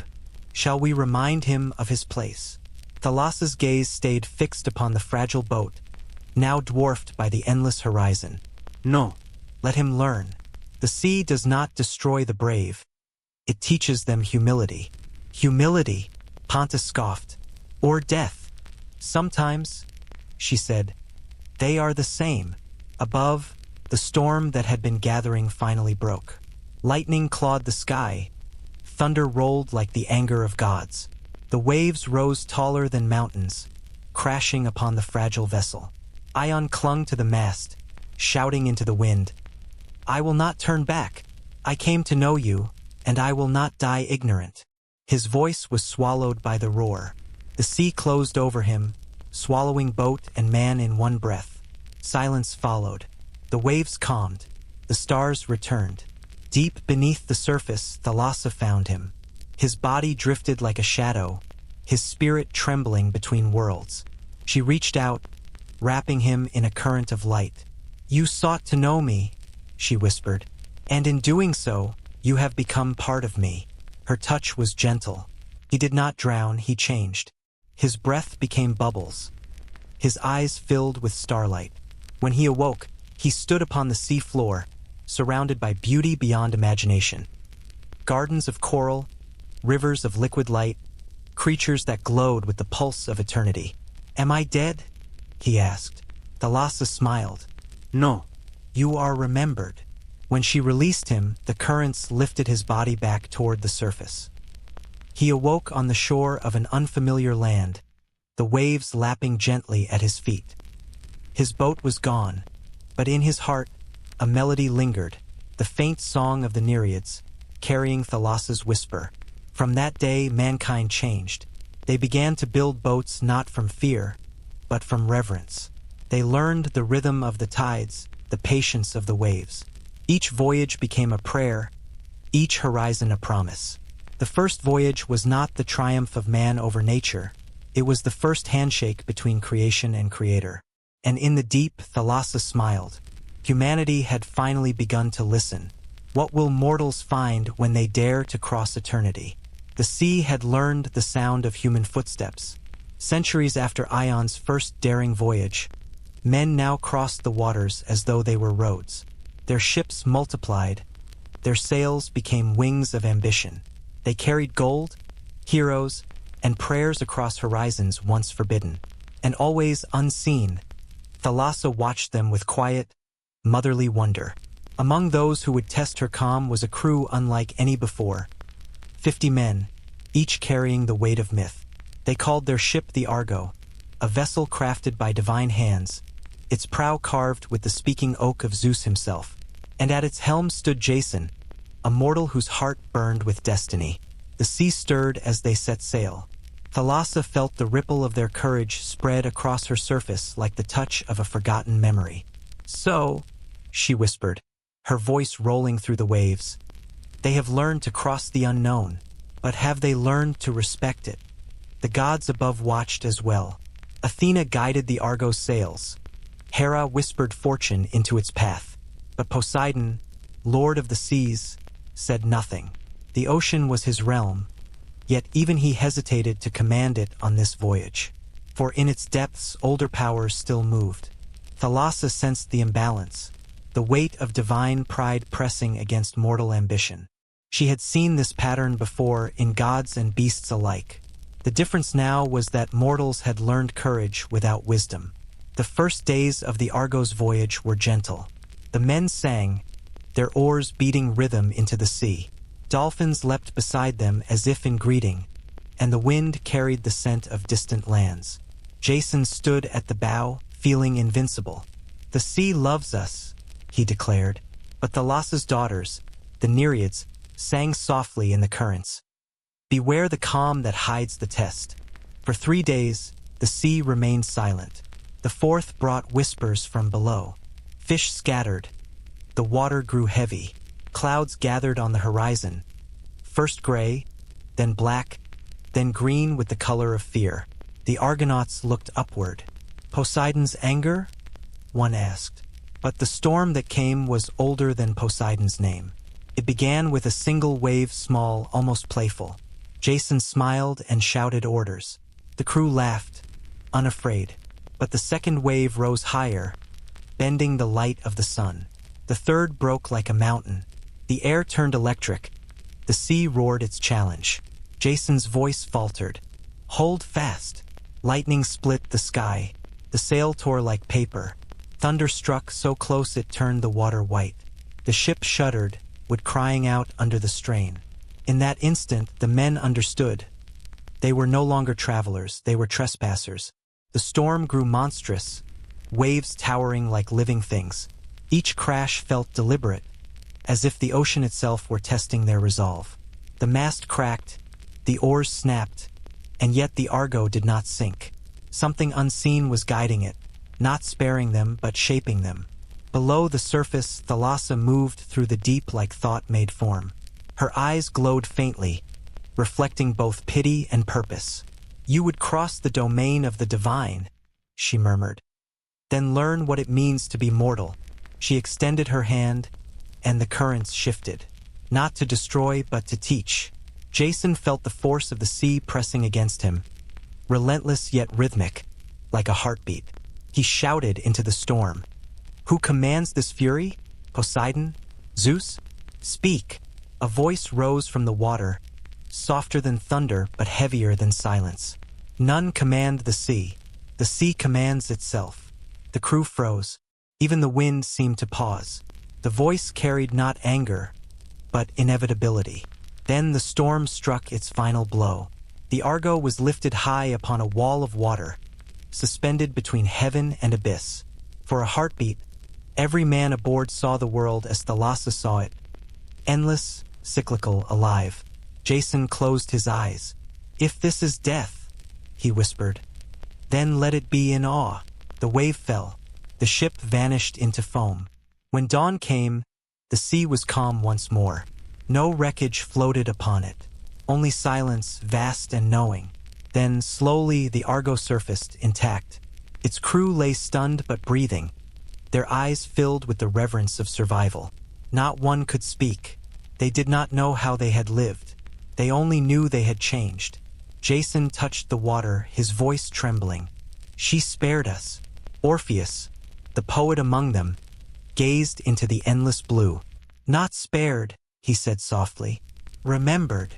For though none of them could name the force that had tested them, they felt it within. The sea had not punished their courage, it had purified it. The arrogance burned away, leaving only awe. When they reached land, they built a small altar on the shore, not to Poseidon but to an unnamed goddess. Upon it they placed a piece of driftwood from the Argo, still damp with salt. Orpheus carved into the stone, "To the one who calms after chaos." The world above would later forget the inscription. Scholars would call it myth, sailors would call it superstition. But Thalassa remembered. She always remembered. In the deep, she whispered to her daughters, "They have crossed me and lived. They have learned respect." The Nereids answered with song, soft and luminous, weaving through the trenches. Even Poseidon paused upon his throne, feeling pride he could not explain. For once, the gods and mortals had shared something sacred. Humility. Above, the sea shimmered gold beneath the new sun, its surface still trembling with the memory of storm. To mortals, it was simply calm water. To Thalassa, it was the quiet heartbeat of growth, the same rhythm that had carried creation itself. She closed her eyes and rested within that silence, content for now, for she knew what would come next. Pride again, as always. The cycle was eternal, but so was her patience.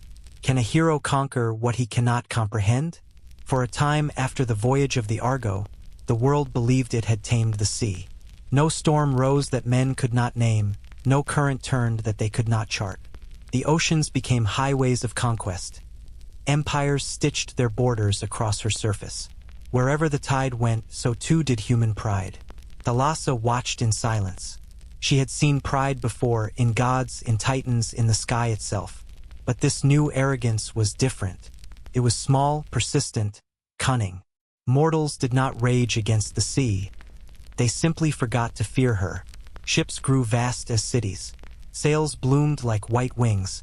Captains declared that no wave could touch them, that the gods had surrendered the deep to mortal will. Harbors filled with laughter and wine. No one left offerings anymore. No one whispered her name. The Nereids sang still, but their voices were drowned by hammers and sails. The sea had become a servant, a resource, a mirror for man's reflection. One night, as the horizon blazed with the fires of a new empire, Pontus spoke from the dark. "Do you see, Thalassa? Even mortals defy you now." Her eyes shimmered like pale stars in the abyss. "No one defies the sea," she said quietly. "They only test how long she will wait." Pontus laughed, low and cruel. "And how long will you wait this time?" "As long as it takes for them to listen again." He shook his head, vanishing into shadow. "Then eternity will grow weary of your patience." Above, the mortals sailed farther than ever before. They cut through strange waters, boasting that no god could reach them. They renamed the seas after themselves, carving their pride into maps. To them, each voyage was a victory, but to the sea it was intrusion. Thalassa felt their hulls scrape across coral beds that had slept untouched for millennia. She felt their anchors tear through forests of kelp, their waste choke the young reefs. The ocean still breathed, but with difficulty. She whispered to the tides, "Be still, endure." But even patience can crack when love becomes pain. The Nereids came to her, voices trembling like silver bells. "Mother," they said, "they poison your breath, they curse your calm. Do nothing, and they will destroy themselves upon you." Thalassa closed her eyes. "If I rise against them, they will call me wrath. If I remain still, they will call me myth." Yet the tide does not ask permission, it simply returns. And return it did. The first warnings were gentle. Winds that refused to obey. Storms that gathered in silence, without thunder, without reason. Ships found themselves turned from their paths by invisible hands. Entire fleets vanished into fog that glowed faintly blue. Mortals called it coincidence. Weather, they said, as if naming it could strip it of meaning. But the sailors knew better. In their dreams they saw her, the woman of the deep, eyes like calm horizons, hair flowing with moonlight. She never spoke, but her silence filled them with dread. Thalassa had not unleashed rage. She had simply remembered herself. The oceans grew unpredictable. One day tranquil, the next rising with monstrous force. Tsunamis walked across coastlines. Islands vanished overnight. Yet between each act of fury, there was stillness, so perfect, so absolute, that survivors found themselves weeping not in terror, but in reverence. For her wrath was not vengeance. It was restoration. Poseidon, from his coral throne, sensed the unrest and descended into the trenches to confront her. "Mother," he said, his voice echoing like thunder through the deep, "why disturb the balance I've built? These mortals worship me now. The sea is mine to rule." Thalassa's gaze was steady. "Is it rule when they scar your body and call it progress? They build civilizations," he thundered. "They honor the sea with their journeys. They honor themselves," she said softly. "You were once like them, so certain that power meant purpose. Have you learned nothing?" Poseidon gripped his trident, fury crackling through the water. "You forget your place, old one." Thalassa smiled, a calm, terrible smile. "And you forget yours." The sea trembled. For a moment, the entire ocean seemed to hold its breath. Then she raised her hand. The currents around them shifted, revealing visions from the past. Titan wars, the birth of storms, the first light upon her surface. "Everything that rises believes itself eternal," she said. "But eternity belongs only to what endures in silence." Poseidon faltered. The trident dimmed. For a fleeting instant, he saw himself as she saw him. Another wave, magnificent yet transient. He bowed his head, ashamed, and withdrew. The ocean stilled again. Above, mortals struggled to make sense of what they saw. Storms that came without warning. Seas that mirrored faces that were not their own. Fishermen swore they heard songs beneath the waves. Melodies that carried both comfort and sorrow. Some ships sank without trace. Others returned from disaster untouched, their crews claiming they had been forgiven. A poet who survived such a voyage wrote, "The sea spares not the proud nor loves the meek, yet every heart it drowns returns more whole than weak." No one believed him, of course, but the ocean listened and smiled.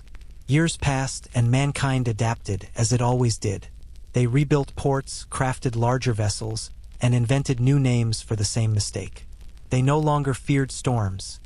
They insured against them.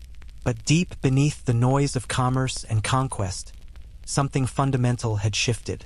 Whenever the sea grew too still, sailors would whisper old prayers they could not remember learning.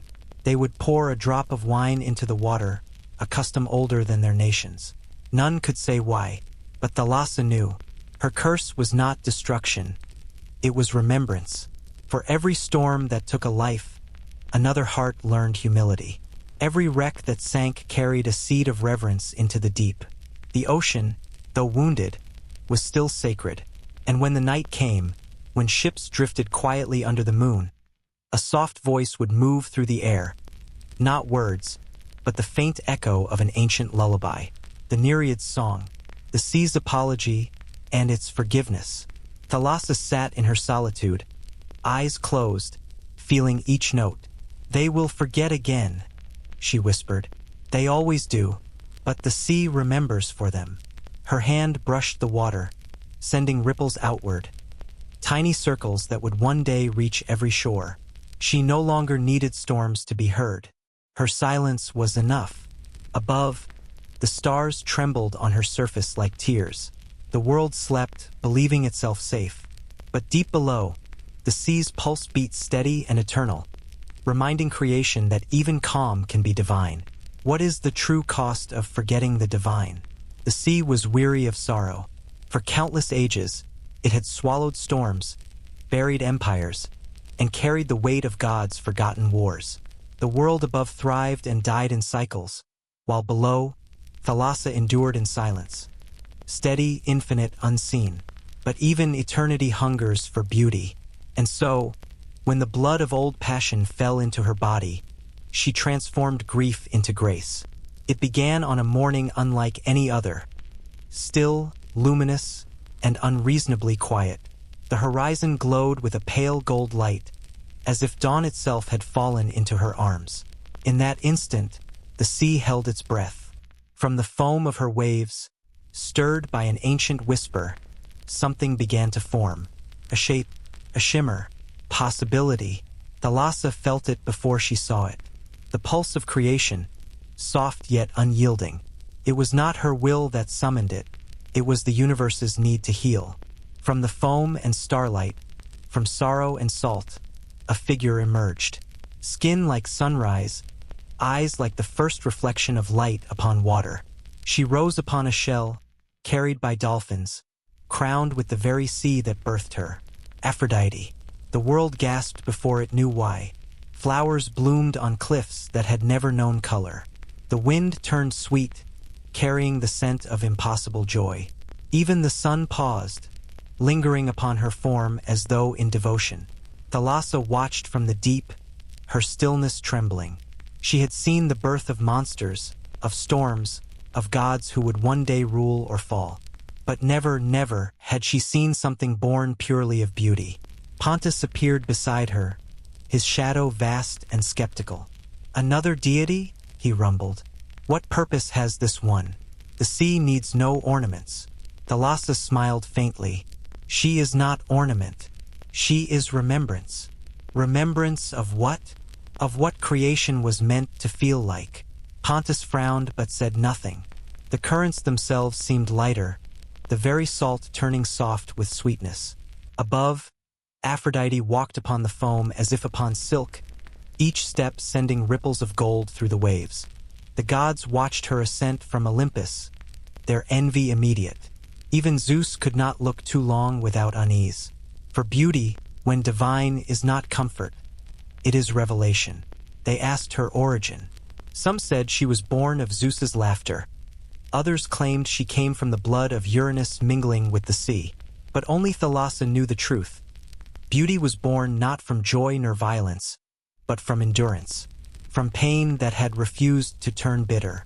For centuries, the sea had carried grief in silence, and now it gave that silence a face. Aphrodite descended upon the waters often, drawn to the mother who had shaped her birth. When the goddess of love stood before Thalassa for the first time, the ocean seemed to shimmer with light it had long forgotten. "You are the beginning of tenderness," Aphrodite said softly, "and yet they do not speak your name." Thalassa's voice was calm, like the hush after thunder. "Names are ripples. Meaning is the tide." Aphrodite tilted her head. "And what meaning do you carry now?" "Peace," Thalassa answered. "Peace that no one notices, yet all depend upon." The goddess smiled, radiant and sorrowful. "Then let me be your echo. Let every love born from the sea's reflection carry a fragment of your calm." She reached out, touching Thalassa's hand. For the first time in eons, the ancient goddess felt warmth, not from the sun, but from another being's affection. "You are generous," Thalassa murmured. "I am gratitude," Aphrodite replied, "and gratitude must always find its source." From that day forward, the sea changed once again. Its hue grew brighter, its songs grew softer. The storms still came, but they passed more swiftly, their rage tempered by the memory of tenderness. Sailors began to tell tales not of wrath, but of beauty born from waves. They built altars not only to Poseidon, but to the goddess of love who rose from the foam. They never knew that the sea they thanked for beauty and desire was the same mother who had given birth to patience and peace. Thalassa's heart, if such a thing could exist within infinity, swelled with quiet pride. Through Aphrodite, her gentleness had returned to the world above. Poseidon, watching from his throne, grew restless. He saw mortals casting seashells into the water, not to appease him, but to honor her. The waves that once echoed his name now murmured of love and longing. He confronted Thalassa in the dark, his voice a rumble of jealousy. "You let another claim what was ours." "She claims nothing," Thalassa said. "She reminds them that the sea can give as easily as it takes." His trident flashed. "I command the storms, and yet you cannot command affection," she said gently. "That is why she exists." Poseidon turned away, furious but silent. He would never admit that her words rang true, for even gods of conquest envy those who inspire devotion. Aphrodite's presence grew stronger with each generation. Lovers prayed to her at the shore, throwing wreaths of flowers into the surf. When their hearts broke, they came again, trusting that the same waves that carried joy could also cleanse sorrow. Each tear that touched the sea shimmered for a moment before vanishing, a small offering to the mother of all feeling. Thalassa began to realize that love, like water, was eternal in its cycle. It rose, it fell, it returned. Beauty was not an end, it was the tide. She spoke softly to the currents. "Let every act of love remind them that they were born from the sea. That compassion is as ancient as the tide." The sea obeyed, and from that day onward, whenever two hearts met beneath the sound of waves, a faint foam would form between them, pale gold under the moonlight. The poets who noticed would call it the breath of Aphrodite, but in truth it was Thalassa smiling, for the world at last had remembered how to feel. Her silence, once mistaken for emptiness, had given birth to the most powerful force of all. Love was no longer bound to gods or laws. It belonged to everyone who had ever gazed upon the sea and felt it looking back. And in that eternal reflection, Thalassa found peace again. Can love redeem what time erased? For a while, love softened the sea. Garlands floated on the surf. Vows were spoken where waves combed the sand. Even storms seemed to pause at the edge of tenderness, their fury dissolving into rain. Sailors said the ocean tasted sweeter. Poets swore the moon sat lower, as if listening for the sound of two hearts aligning. But admiration has a shadow, and in the hollows of that shadow, jealousy gathered its breath. Poseidon, lord of tides and earthquakes, watched devotion drift toward Aphrodite like gulls to a quiet harbor. Temples rose to him still, yes, bulls were offered, oars lifted in his name, but the tremor inside him would not subside. People blessed love before voyages, not thunder. They kissed the shore as if it were a shrine. They thanked the sea not for survival, but for beauty. It should have pleased him. After all, the sea was his realm. Instead, it felt like his realm was loving someone else. In the gleaming halls of his palace, the god paced. Coral chandeliers echoed his footsteps. Dolphins slipped away from his path. His trident hummed with a low, restless tone, the prelude to a quake. The nereids sang in distant chambers, trying to thread calm through the currents. The notes broke against his mood like fragile shells against rock. "Am I diminished?" he muttered. "In my own dominion?" No one answered. The silence was honest. At last he rose, a column of storm in a body of light. He drove his trident into the floor, and the whole palace shivered. Enough! The first sign reached the mortal world as rumor. A white line on a calm horizon that did not blink. Fishermen stared, oars idle, as if seeing a scar appear on the ocean's skin. Soon, wind reeled backward, birds folded like paper and vanished into cliffs, and the water drew away from the shore as if the beach had offended it. Children ran after the retreating waves, laughing, collecting shells that had never seen sun. And far out, that white line rose and rose and rose. The sea inhaled, then it roared. Walls of water marched toward the coast with the obedience of armies. Thunder answered from a clear sky. The sand became a moving thing, a river of glass shards pulled by a hand too large to imagine. Galleys bobbed like driftwood. Harbors turned in their sleep and woke up facing different directions. People called for gods, all the names, all at once. Most called only one, Poseidon. He heard, and for a few terrible minutes he was satisfied. In the abyss, Thalassa stirred. She had known rage in many costumes. Aurena's jealousy, Cronus' fear, Pontus' pride. But Poseidon's wrath was different. It wore the face of wounded love. She rose, not as a wave, but as a pressure, an intelligence moving through water. When she passed, trench fish froze as if remembering an older commandment. She found him at the threshold where light dissolves, where the blue gives its last breath to black. His aura was stormglass and salt. His eyes were the color of a struck anvil. "Son," she said, and the word arrived everywhere at once. He did not turn. "You taught them tenderness," he said. "Now they forget the hand that steadies the keel. They forget me." "The sea is no ledger," Thalassa answered softly. "It does not tally praise. It carries." He struck out with his trident. The current flinched. "I am not a fairy for their feelings. I am a god." "A god," she agreed, "who was a child kept alive by the quiet you now drown." He faced her then, and grief cracked through the anger. "Why does their love sing her name more easily than mine?" "Because love speaks in the voice that arrives when swords are sheathed," Thalassa said. "And you have been thundering."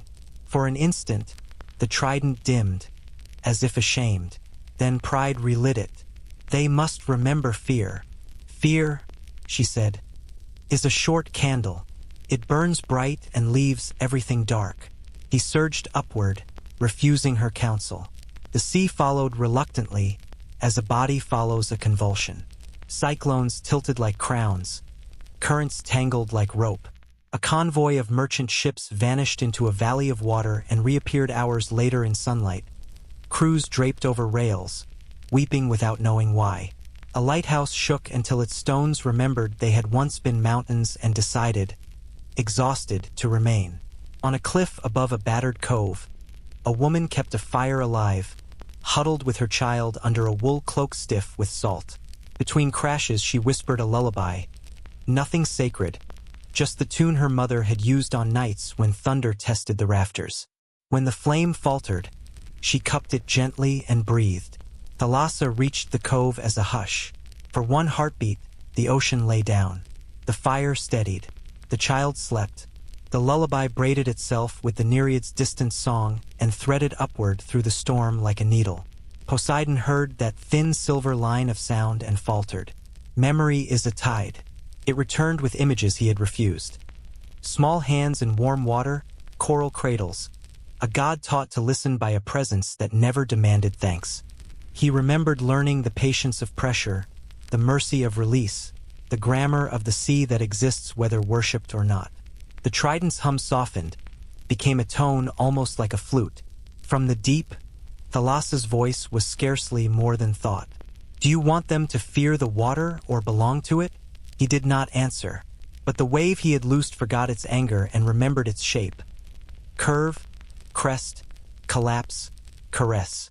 It broke not as a wall but as a syllable. It spoke shhh. The beach exhaled. The white line on the horizon lay down and became horizon again. For days the sea wore quiet like a bandage. Survivors told stories in low rooms of how the ocean had risen to swallow them, then changed its mind. Some said they saw a figure in the foam, a woman's face that was not Aphrodite's, older, watching.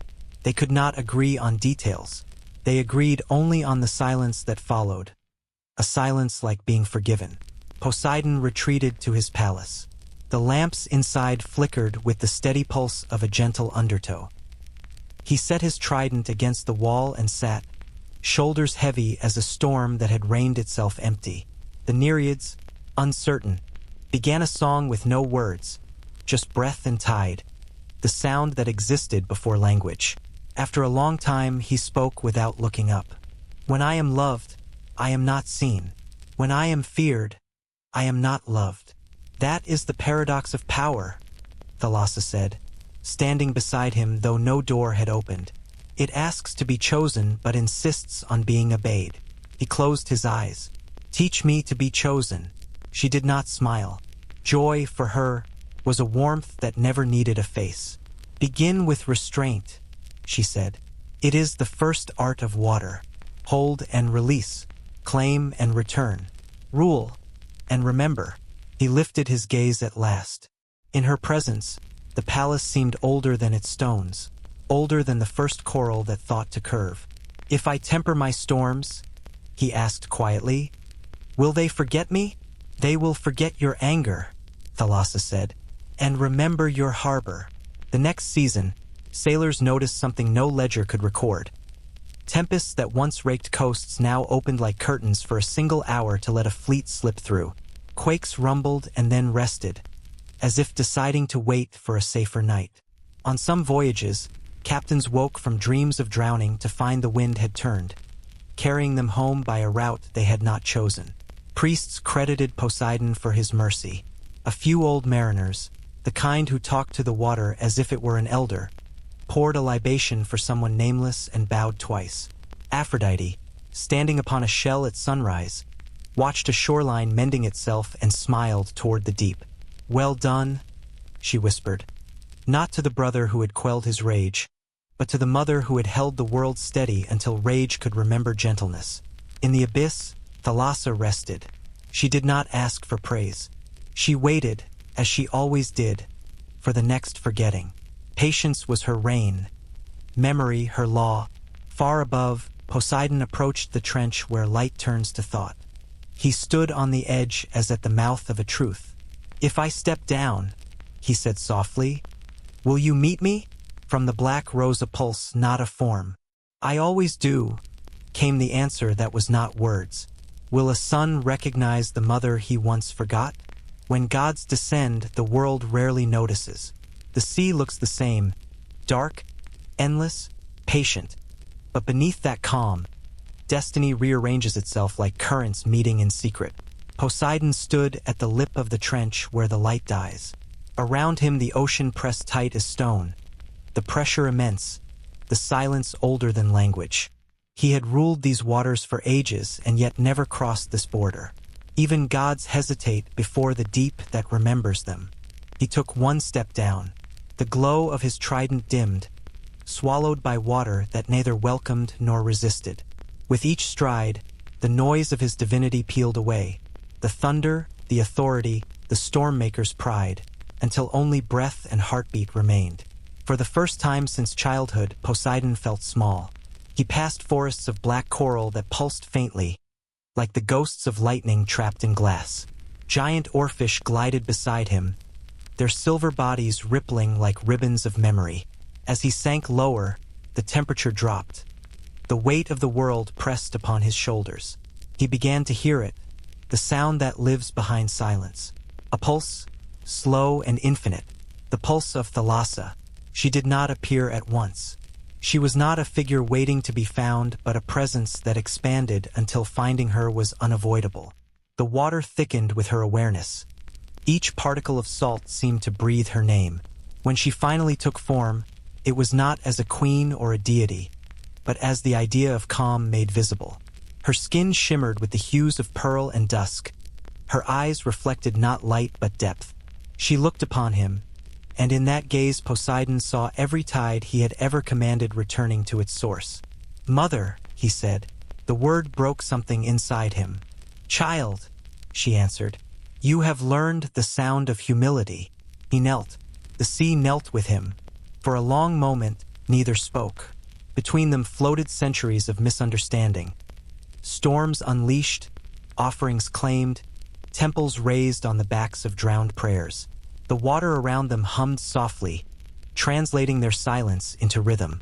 At last Poseidon said, "I have carried your crown without knowing it. They worship me, but it is your reflection they adore." Thalassa moved closer, her voice no louder than a current against stone. "Every child inherits the echo of a parent. You made the echo thunder. I made it sing." He lifted his gaze. "Was I wrong to rule?" "Rule," she said, "is a tide. When it rises too high, it forgets that retreat is also part of power." The trident flickered in his hand, dimmer now, less weapon than lantern. He looked at it as though seeing it for the first time. "I thought control was strength." "Control is only the surface of strength," Thalassa replied. "True strength is the stillness beneath the wave." Her words moved through him like current through reef. The arrogance that had armored him began to dissolve, leaving something raw but clean. He whispered, "Why did you wait for me to come?" "Because every storm must find its own eye," she said. "I could not give you peace. You had to descend to where peace lives." Poseidon lowered his trident. Its light faded entirely, and yet he could see everything. The deep glowed from within itself. Mountains of forgotten coral rose like cathedrals. Rivers of bioluminescent plankton traced veins of light across the dark. Life, fragile, luminous, thrived in what mortals called void. "This," Thalassa said, spreading her hand, "is what you rule, not fury, continuance." He understood. The storms, the waves, the worship, they were noise above the melody. The melody was here, in the endless pulse that neither sought nor feared memory. Poseidon reached out. His fingers brushed hers. The contact was brief, yet the ocean itself trembled, as if every drop recognized reunion. Currents reversed direction. The sea breathed. At the surface, sailors felt the sudden calm and looked at one another, hearts lifted without knowing why. "Do they feel this?" he asked. "They always have," she said. "They call it peace after storm. They do not know it is you remembering me." He smiled, the expression carrying both pride and regret. "Then let them have that peace often." "Then remember often," Thalassa replied. She drew closer until their foreheads nearly touched, and in that small distance he saw the reflection of himself as a boy, hidden under her waves, frightened, cradled, learning the heartbeat of eternity. "I forgot your face," he murmured. "Faces fade," she said, "but the rhythm remains." The water around them began to turn in slow spirals, light blooming within the movement. Out of those spirals rose images, past and future braided. Ships safely reaching shore, storms curving away from coasts, children laughing at the edge of tide pools. The sea showing mercy, not surrender. "Take this with you," she said. "The law of return. Every force that strikes the world must come home again. Let the tides remind you." He bowed his head. "I will honor it." Her smile was small, eternal. "Then the ocean will breathe in rhythm once more." Poseidon turned to leave, but hesitation caught him. "If I call your name, will you answer?" Thalassa's voice drifted through him, not heard but felt. "You need not call. Every silence is already my reply." He rose, ascending through the black toward the dim blue above. The deeper currents followed, humming with balance restored. As he climbed, the weight of the ocean grew lighter, not because it lessened, but because it welcomed him. When Poseidon broke the surface, dawn was spreading across the horizon. For the first time in eons, the sunrise reflected without distortion, each color perfectly mirrored in the sea's skin. Fishermen knelt in their boats, awed by a calm so complete it felt divine. In the deep, Thalassa watched him go. The water around her settled back into stillness. She had no need for thrones or worship. She had her rhythm again. The sea exhaled. The world, without knowing, inhaled. Balance returned. Can reverence restore what was lost to pride? The ocean, once divided between silence and storm, now began to breathe again. The meeting between mother and son had shifted the rhythm of the world. Above, sailors did not see gods reconciling. They only felt the difference. The sea no longer punished without purpose. Storms came, but they carried warning. Calm returned sooner. It was as if the ocean had remembered how to forgive. Poseidon rose from the abyss changed. He no longer thundered with every mood. He listened, to the pull of the moon, to the sigh of the deep, to the voice of Thalassa lingering like memory in every current. For the first time since the dawn of Olympus, he ruled with rhythm instead of reaction. And from this balance came something that would shape the world forever: the law of the tide. It began as an understanding between gods. Poseidon, no longer chasing dominion, sought harmony. He visited his brothers, Zeus, ruler of the sky, and Hades, keeper of the underworld. "We have divided creation into realms," he said, "but not into balance. The sea has learned from its mother that power must move, rise and fall, give and take. I would see that law written into nature itself." Zeus regarded him warily. "Another law?" the thunderer said. "The heavens already obey mine." Poseidon smiled faintly. "Then let the heavens learn humility. When the sea rises, the sky must yield. When the sky commands, the sea must rest. The earth will live between our breaths." Hades, quiet in his shadow, nodded. "Balance," he murmured. "A rare ambition for a god." And so the brothers agreed, reluctantly at first, but destiny had already woven Thalassa's patience into their hearts. The sea would rise and fall. The sky would breathe with it. Every force would have its return. The tides began to move. Mortals were the first to notice. Fishermen who had learned the sea's moods through fear now watched the shoreline with wonder. The water came and went with a rhythm so precise it felt like music. They could set their nets by it, plan their harvests, trust the very edge of the unknown. They gave this pattern names: ebb and flow, high and low. But they did not know that what they witnessed was not mere physics. It was mercy made visible. Each tide was Thalassa's breath and Poseidon's heartbeat moving as one. On the cliffs of Delphi, oracles spoke of a new balance. The gods of sky and sea are reconciled. The earth dances to their rhythm. Philosophers later would call it nature's order. But the poets knew better. They said the sea had learned to bow. In the deep, Thalassa watched with quiet satisfaction. She had not created the tide. She was the tide, and now her son had given her movement a name. It was the oldest law, older than Zeus's thunder, older than prophecy. Everything returns to where it began. One evening, as the moon rose full, Poseidon stood upon a coastal promontory, gazing at the waves rolling toward him in slow procession. The surf glowed white, each crest curling like a heartbeat. Behind him, temples glimmered with torchlight. He no longer needed their offerings, but he listened to the prayers carried on the wind. "Keep our shores," the mortals whispered. "Let the tide return." He smiled, not at their fear, but at their faith. They were learning what Thalassa had known since creation: that surrender and strength are the same wave seen from opposite sides. In the years that followed, the law of the tide shaped more than water. It shaped understanding. Farmers looked to the moon to know when to plant. Sailors trusted the pull of the current more than the favor of the wind. Even kings began to sense that rule to last must bend and release. The sea was teaching balance to all who lived by its edge. But balance is never still. It breathes, it moves, it demands awareness. And so the ocean tested those who forgot.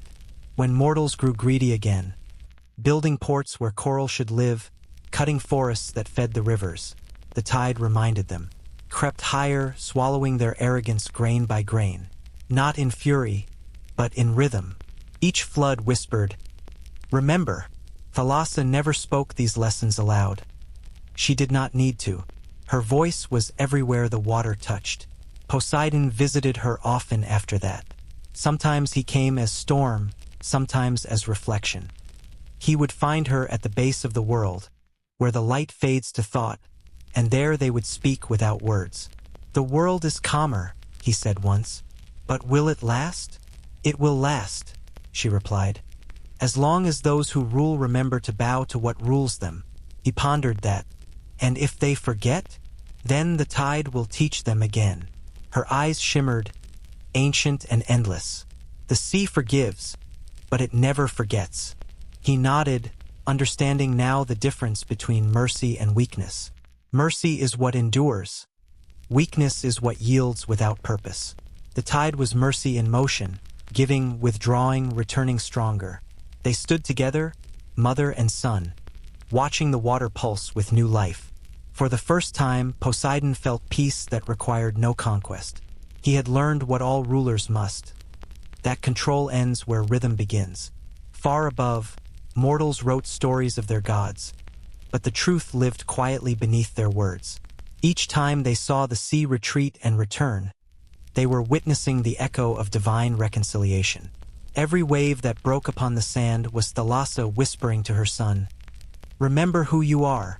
And sometimes, when the tide came in softer than expected, it carried the faintest trace of her voice. Children playing at the water's edge would stop and listen, certain they heard someone calling their names. Then the wave would retreat, leaving behind a single shell, perfectly unbroken. They would keep it as a charm, never knowing it was a gift from the mother of the sea herself. On a distant island, an old sailor once told his grandson, "The ocean has moods like gods. When it loves you, it brings you home. When it's angry, it takes what you owe. But when it breathes like this," he pointed to the tide, "it means the gods are talking." He was right. The tide was a conversation between generations, between mother and son, between storm and stillness, between forgetting and remembering. The law of the tide was not a rule to be obeyed. It was a rhythm to be lived. It whispered a truth older than Olympus. Nothing is ever truly lost. It only returns by another path. And so the sea continued, patient and alive, its surface calm, its heart eternal. Thalassa's wisdom and Poseidon's pride had found their harmony. The ocean would never be still again, and yet it would never be chaotic. It had become balance made flesh. In the breath between waves, if one listened closely, they could still hear it, the quiet promise carried through time. What rises will fall, what falls will rise, and all things return to the sea. Can balance last in a world of endless change? Night over the ocean is not silence, it is listening. Each wave folds upon the next like pages turning themselves, carrying whispers no ear can hold for long. The ancients believed that when they spoke to the water, it kept their words. They were right, for beneath every ripple lies remembrance. After the law of the tide was born, Thalassa withdrew once more to the deep, not in sorrow but in meditation. The world above had learned rhythm again. Now she tended to what the world forgot, its memories. She moved through the darkness like thought itself, and with every gesture, the ocean around her brightened in threads of blue fire. Within those threads floated scenes: a titan falling, a child laughing on a shore, a coral blooming where a ship had died. The sea was an archive of everything that ever touched it. It did not judge, it preserved. Poseidon often visited her, curious about this new stillness. "Why keep their stories?" he asked. "They are fleeting. They die, and another takes their place." Thalassa traced a current around them, and images bloomed like lanterns. "Because forgetting kills faster than time," she said. "Memory is what keeps the world kind." He watched the images swirl. Storms he once unleashed, sailors he once spared, the foam birth of Aphrodite gliding like dawn across eternity.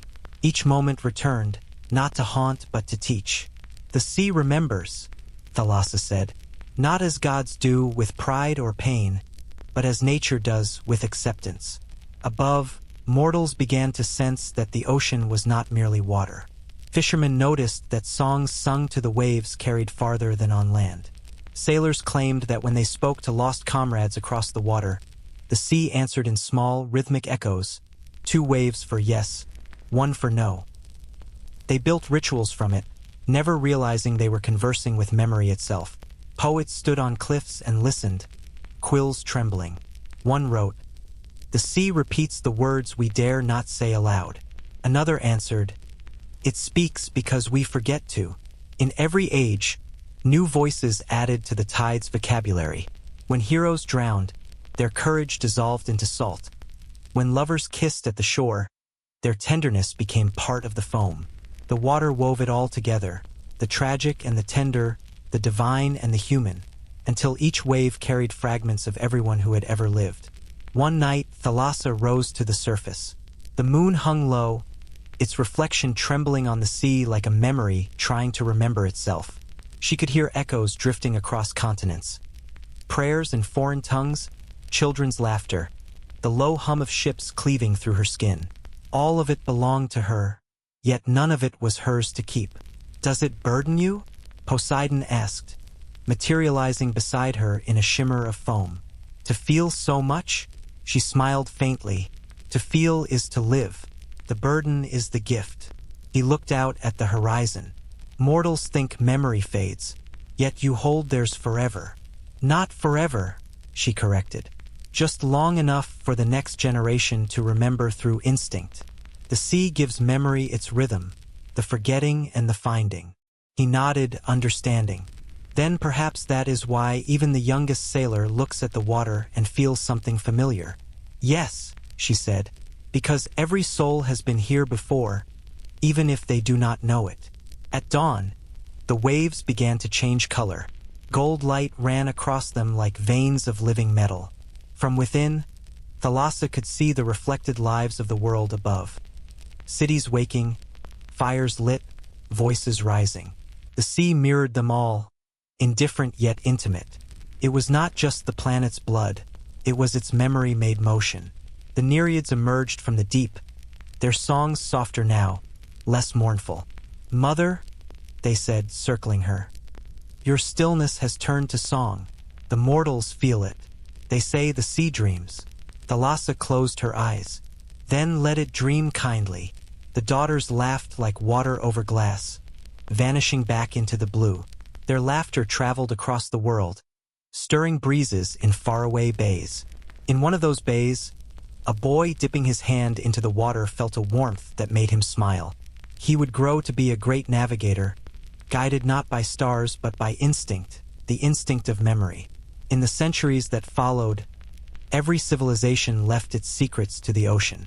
Lost cities, sunken ships, scrolls of forgotten languages. All of it sank into her care. Scholars would dive centuries later, finding relics gleaming faintly under layers of sand, never realizing that what preserved them was not chance but affection. Thalassa guarded even the smallest fragment. She held shards of pottery from unnamed villages, the bones of extinct creatures, the songs of whales echoing through the trenches like hymns. To her, they were not ruins. They were verses in the same poem. Poseidon, seeing the reverence growing among mortals for the mysteries below, asked, "Do you ever tire of being their witness?" She answered, "No more than the heart tires of beating." As time blurred, her archive deepened. The sea became the one place on earth that never forgot itself. Empires erased one another. The ocean kept their reflections. Even the stars, mirrored in her surface, told stories of constellations long since changed. One night, she felt something unusual, a new vibration in her depths, unlike any current. It was the hum of human invention. Iron and glass vessels now traveled her surface, carrying machines that probed her heart. Mortals had learned to breathe underwater for moments at a time. They came not to pray but to understand. Thalassa did not resist them. She watched with quiet curiosity. When a diver touched the sand of an ancient wreck and wept at the sight of a mosaic that had not seen daylight in 2,000 years, she felt compassion bloom within her currents. "They remember again," she whispered. "Even science is a kind of faith, for memory does not care about language. It only seeks continuity." Poseidon found her drifting near the continental shelf, eyes half closed, the water around her glowing faintly with all that had been. "What will you do?" he asked. "When all things are remembered, when nothing is lost." Thalassa looked at him, calm as ever. "Then I will begin forgetting, so that wonder may live again." He laughed softly. "Even forgetting is sacred to you, because forgetting makes room for rediscovery," she said. "Without it, there would be no awe. Memory must flow like the tide." She lifted her hand, and the surface far above answered. Waves rising, falling, whispering the same rhythm that had shaped creation itself. "Listen," she said. "That is the sound of eternity organizing itself into compassion." Poseidon closed his eyes, hearing it. The pulse, the return, the infinite kindness of water. And in that moment, both gods understood. They did not rule the sea. They were the sea, memory and motion, silence and surge, the past and the possibility of beginning again. Above, a single wave curled onto a beach, leaving behind a perfect spiral shell. Inside it, the sound of the ocean waited patiently for anyone who wished to listen. If water remembers all, what does it whisper to those who listen? The sea does not forget, but sometimes it chooses to remind. And when it does, it chooses dreamers. Long after the gods had quieted and empires had sunk, the ocean found a man drifting upon her back, a mariner without map or memory. His ship was gone, his crew scattered, his voice worn thin by prayer. The stars above looked unfamiliar. The compass spun without purpose. He had no name for the place he floated, and perhaps no need for one. For when you are truly alone at sea, even the concept of direction feels arrogant. His name once had been Kalyan. He had sailed under many flags, served kings, carried cargo and secrets, and buried more friends than years could count. He had seen the world's edge and convinced himself he understood it. But now, adrift beneath a sky that would not end, he felt something stirring, something ancient, patient, aware. At first it was only sound. A low hum beneath the water, too steady to be the wind, too soft to be a storm, pulsed like breath. He closed his eyes, listening. "Is someone there?" he whispered, half to himself. The sea answered in rhythm. One wave, two. A pause. Then a whisper, not in language, but in feeling. The hum filled his chest, and with it came calm. His heartbeat slowed to match the ocean's. Kalyan did not know it, but he was no longer awake. In his dream, the sea was not endless. It had shape and light, a cathedral made of motion. Columns of water rose around him, clear as glass, and through them shimmered visions of lives long gone. Sailors setting oars to the first boats, lovers meeting at moonlit shores, gods walking upon waves that glowed like bronze. And at the center of it all stood a woman. She was vast yet intimate, her presence filling the horizon like dawn. Her eyes held centuries, her smile the weight of gentleness. She was made of starlight and salt, her hair flowing in the same rhythm as the tide. "Who are you?" Kalyan asked, his voice trembling. "I am the sea you've been speaking to all your life," she said. "You call me by many names, but none are mine." "Thalassa," he breathed.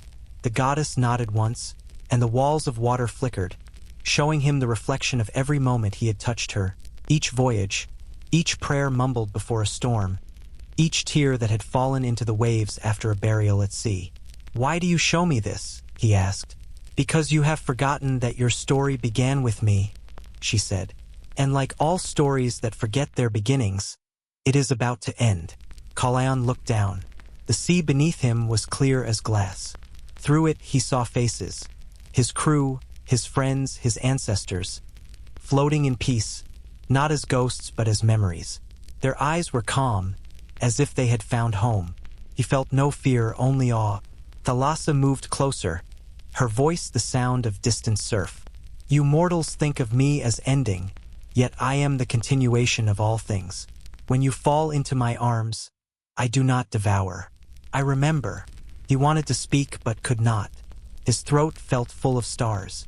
"You have wandered too long," she said gently. "But no voyage is wasted. Each wave that carried you brought back what another took away." He closed his eyes, tears mixing with seawater. "Then what is left for me?"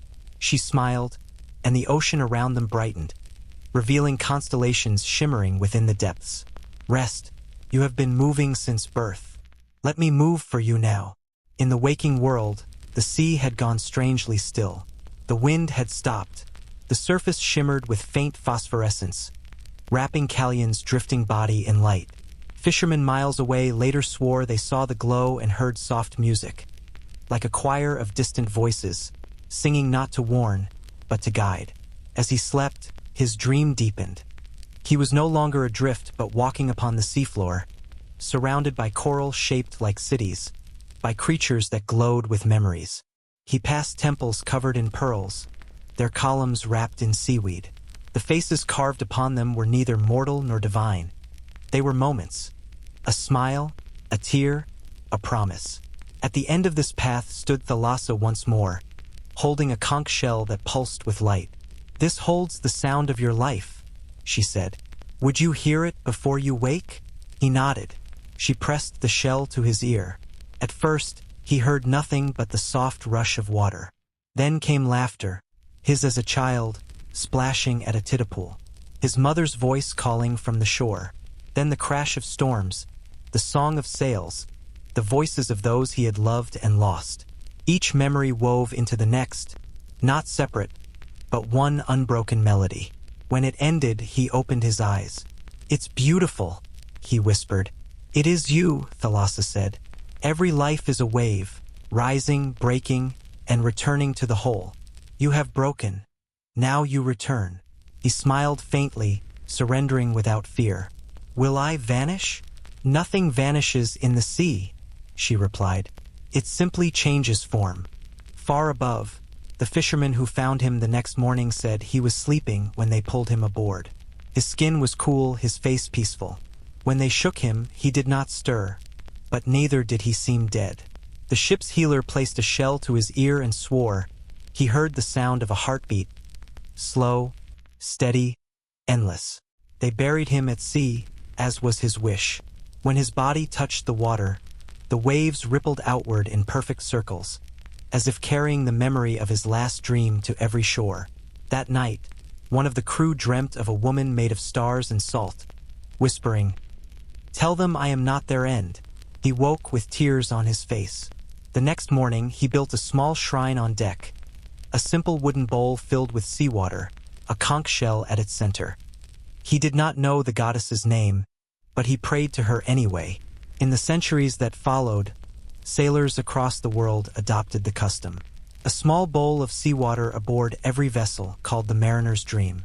They said it protected the crew, calmed storms, and ensured that no one lost to the deep was ever truly gone. No one knew its origin, but Thalassa did. Each bowl was a mirror, each ripple a heartbeat returned. She watched from the deep, smiling as another generation remembered without knowing how. And in the rhythm of the waves, the dream continued. Was it a dream, or a memory stirring once more? When the sea sleeps, humanity dreams of dominion. Generations after Callion's voyage faded into legend, mortals rose again, hungrier, louder, convinced the ocean's calm meant consent. Their sails darkened the horizon. Their maps multiplied like veins across parchment. The world they once feared became a blueprint, and the sea, their road to power. But the sea was watching. It always watches. The first empires were born not from courage, but from curiosity sharpened into conquest. In every harbor, shipwrights hammered forests into fleets. Kings turned tides into borders, measuring oceans in leagues and lifetimes. They named the waters they crossed Aegean, Red, Arabian, Atlantic, as if the act of naming could make the infinite belong to them. Yet Thalassa felt each nail driven into her wooden children. She felt the heat of pitch sealing hulls, the arrogance of banners fluttering in her wind. She said nothing. The tide had taught her patience. Poseidon, however, grew restless again. "They carve your back like a ledger," he warned. "Do you not tire of letting them draw their boundaries upon you?"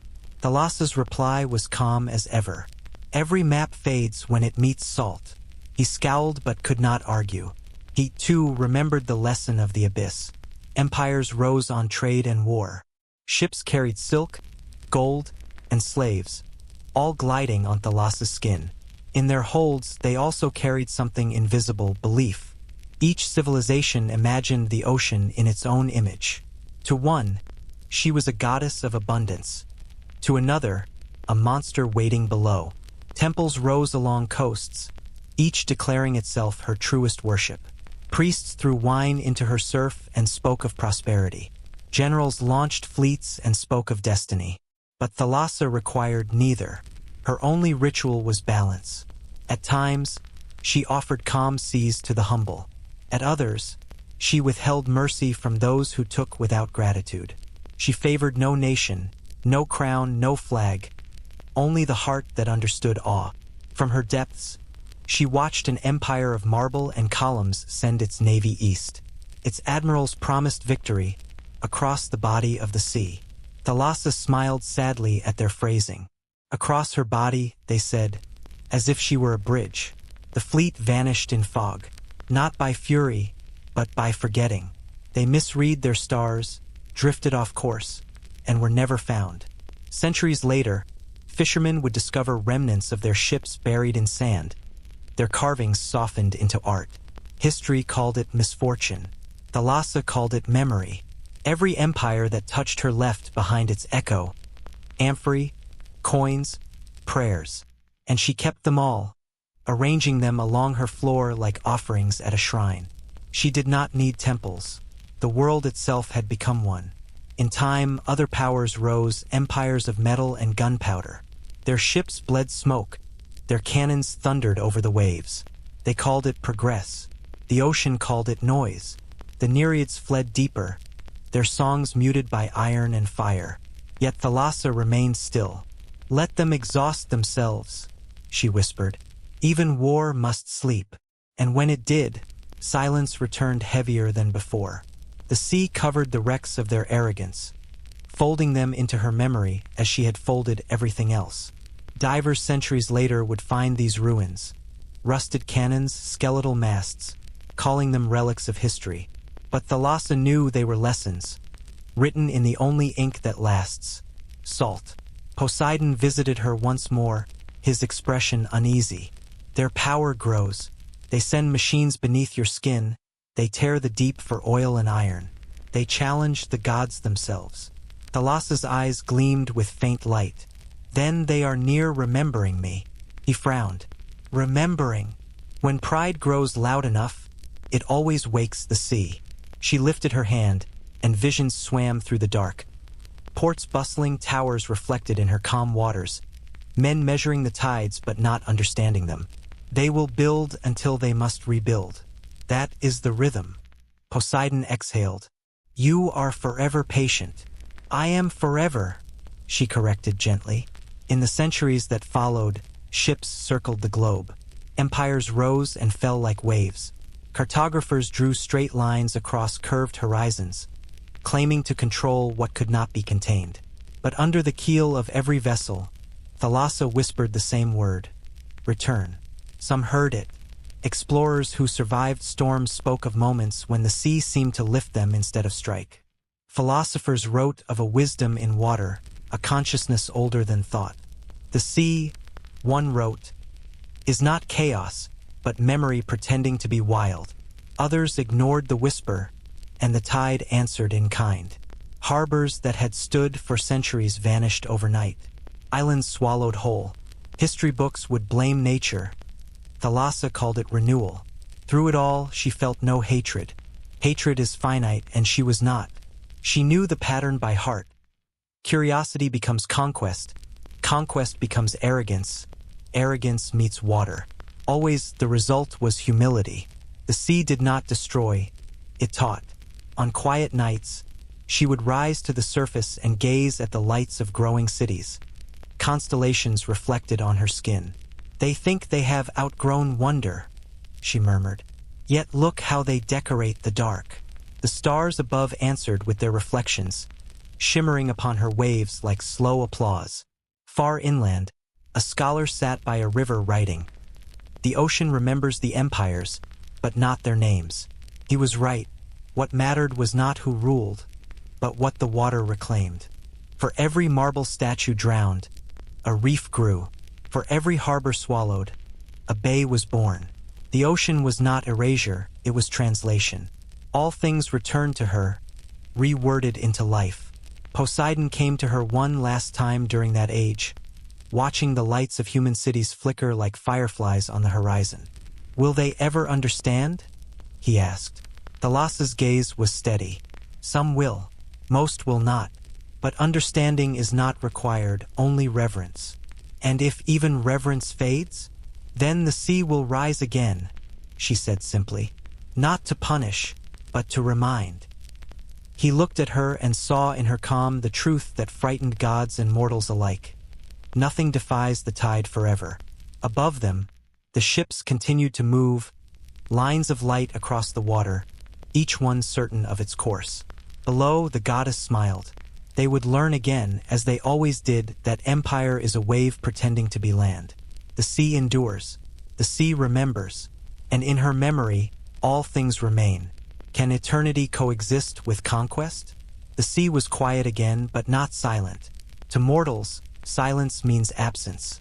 To Thalassa, silence is conversation. Beneath the calm, her voice still moved through trenches and currents, weaving through coral caverns, brushing against the sleeping hulls of ancient ships. Those who truly listened, those who listened with wonder, could still hear her whisper. And it was through whispers that she began to return to human thought.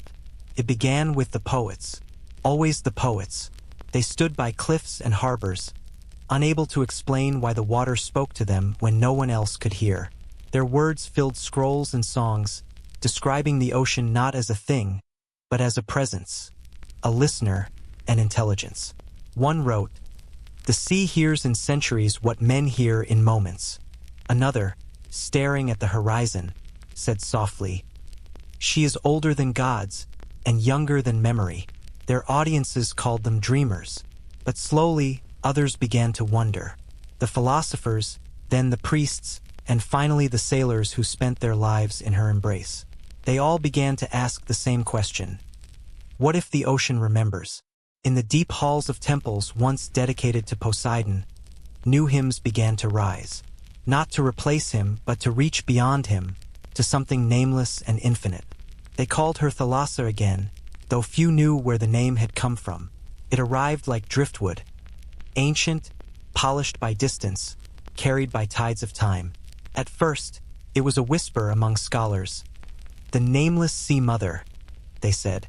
But then the fishermen began to claim they heard her too. Not in storms, but in calm. They spoke of nights when the ocean seemed to breathe with them, when the waves rolled in patterns that mirrored heartbeat and sleep.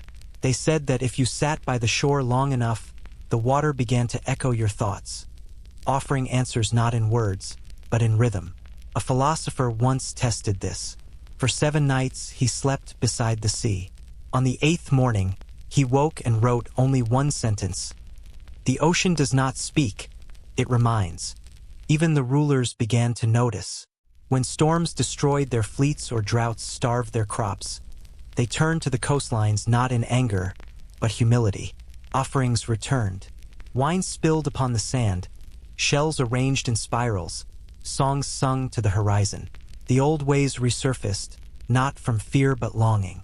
Humanity was remembering the goddess they never truly lost.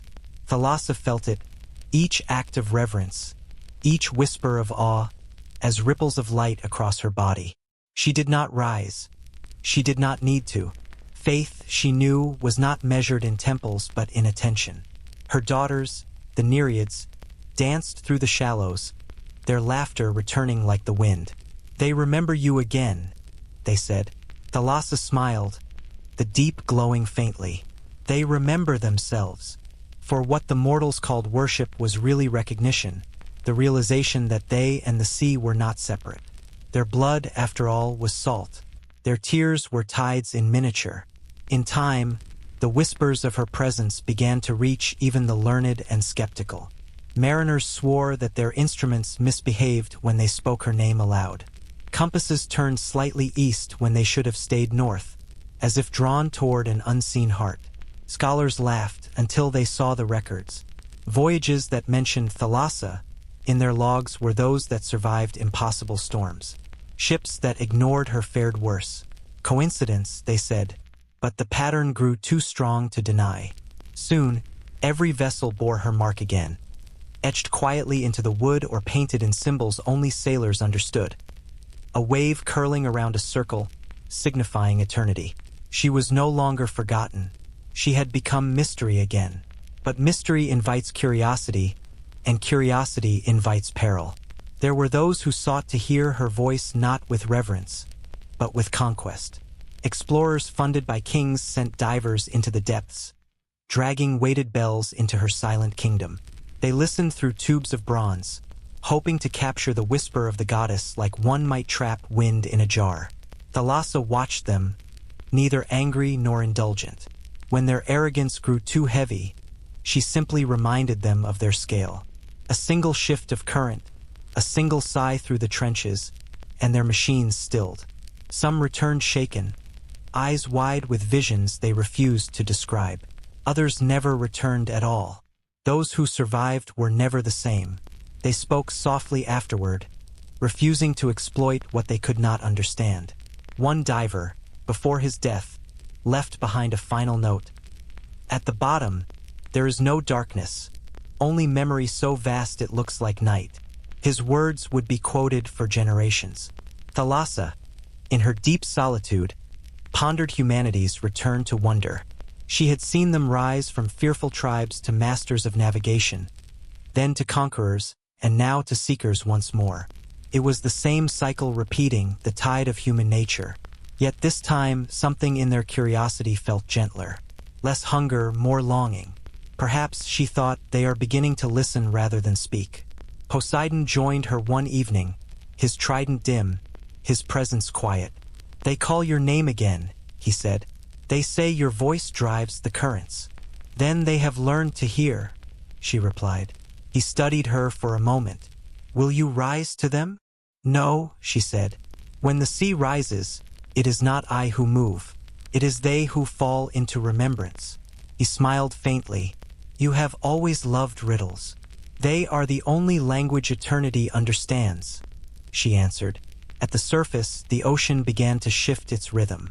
The tides grew slower, the waves more deliberate, as though aligning with something beyond gravity. Those who lived near the coast felt it, not as change but as attention. The sea was listening back. In villages and ports, people began to gather at dusk to sit in silence, facing the horizon. They said it calmed the heart, slowed the mind, made them dream more vividly. In those dreams, many saw a woman made of water and light, walking barefoot across the deep. Some called her the Sea Mother, others the memory below. Few said Thalassa, though that was her name. Names are only for the waking, and in that quiet communion between dream and tide, the oldest bond on earth renewed itself, the conversation between humanity and its first mother. The sea did not shout to be remembered. She whispered until remembering became natural again. Can belief resurrect the forgotten divine? The whispers had turned to worship. For a generation, the world lived in rare balance. Empires quieted, trade flourished, and for the first time in remembered history, the sea was both road and refuge. People said the ocean had forgiven humanity, but the sea does not forgive. It only waits. It began with warmth, subtle at first, currents shifting, winters softening, coral glowing longer into the night. The air smelled sweeter, crops grew in abundance. Sailors toasted to Thalassa's blessing, unaware that blessings, like tides, come with return. For deep beneath their celebration, the world began to stir in discomfort. The balance Thalassa and Poseidon had built, the delicate rhythm of rise and fall, was tipping. Mortals, forgetting humility, stretched beyond their measure once more. They dredged her floor for metals, scarred her coasts with cities, and burned the very winds that guided her breath. Each act was small, but together they shifted the pulse of creation. And so the sea began to rise. It did not start as fury. It started as sorrow. Thalassa felt it first. The ache in her depths, the restlessness of her daughters. The water grew heavy with memory, every forgotten promise surfacing at once. Storms brewed without malice, like sighs from an overburdened heart. Waves grew taller, slower, and strangely mournful. Poseidon visited her in the dark. His trident dimmed, his expression grave. "The tides no longer answer me," he said. "The storms move of their own accord." Thalassa closed her eyes. "They move with mine. You would drown them?" "No. I would remind them. Above, the world changed. Seasons blurred.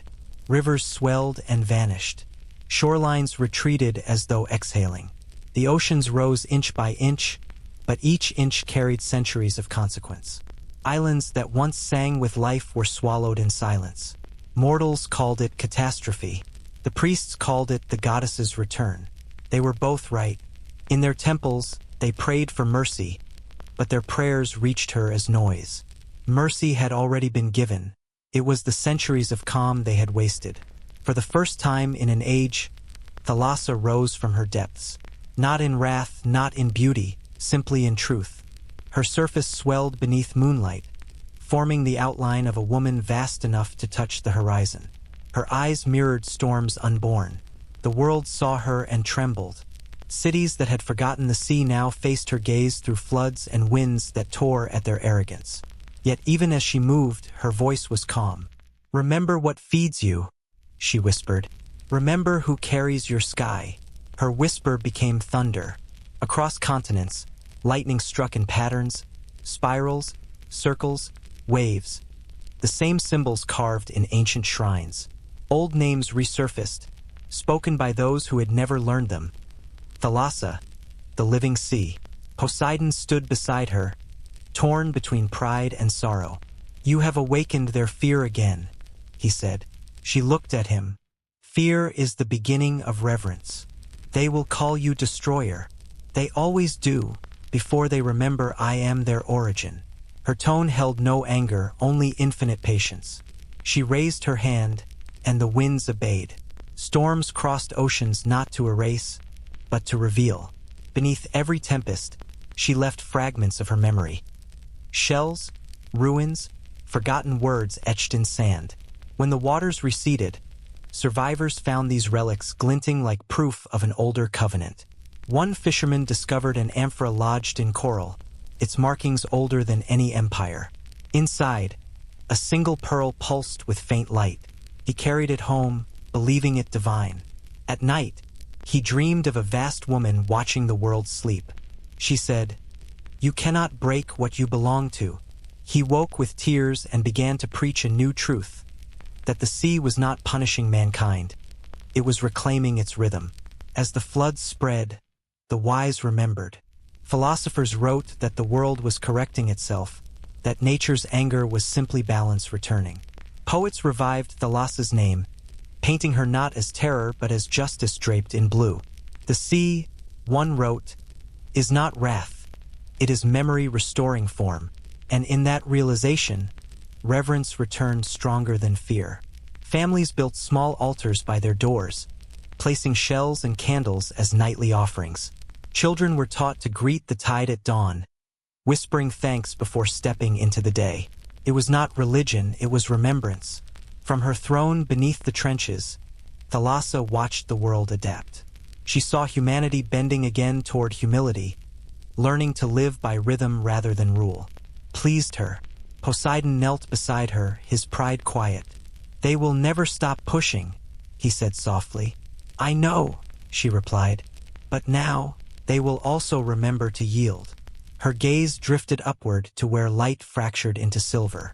The sea is not rising to end them. It rises to teach them to float. For balance, once broken, must find new form. She would not erase the world. She would reshape it. Decades passed.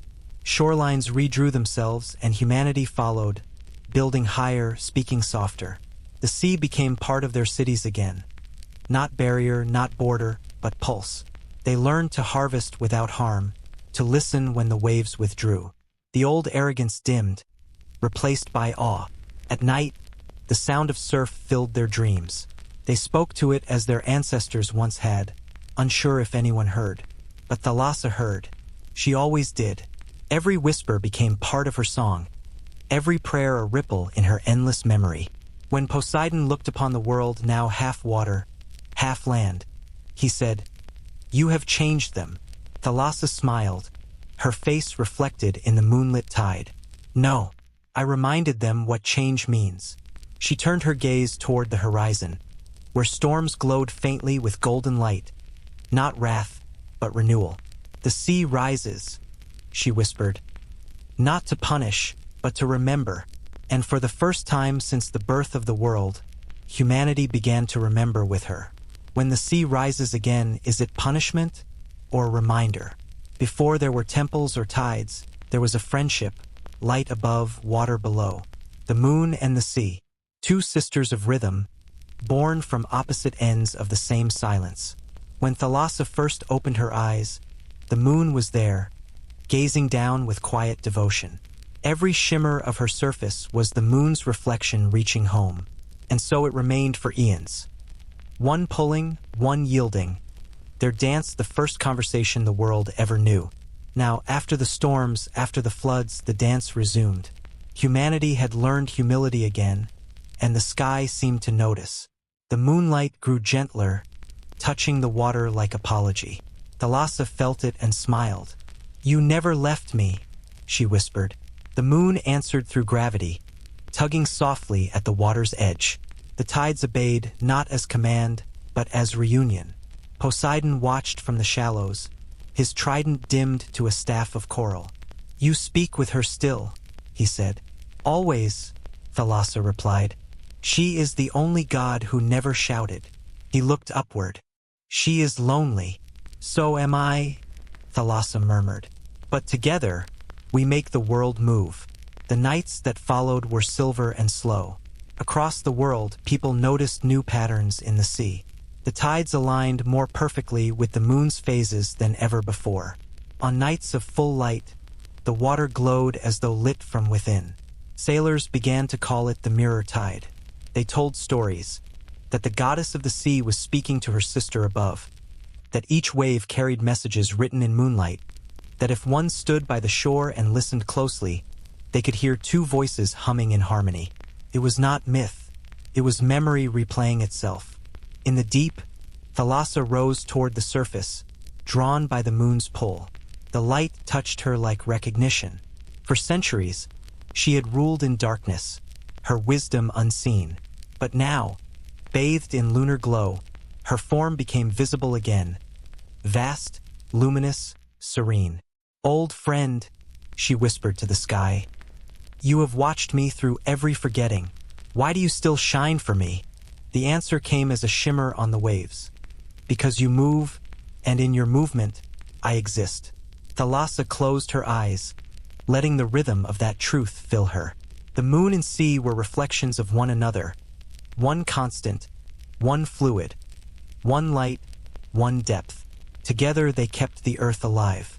If either ceased, the planet would lose its breath. Mortals began to sense this connection. Astronomers charted the tides and the moon's orbit, marveling at their precision. "The moon keeps the ocean in time," they said. But poets answered differently. "No, the ocean keeps the moon company." Artists painted the two as sisters, one crowned in pearls, the other in silver. In every painting, their hands nearly touched, like halves of an eternal gesture. Thalassa watched these depictions from below, amused. Humanity, she thought, had learned to dream again. Dreams were the closest mortals ever came to truth. One night, as the moon reached her zenith, Thalassa rose fully to the surface. The world slept. The air was still, the sea smooth as glass. She looked up, and for a moment, the moon's reflection and her own face became one. The boundary between light and water dissolved. "Do you tire of orbiting?" she asked softly. "Do you tire of rising?" the moon replied. They both laughed, a sound only the waves could carry.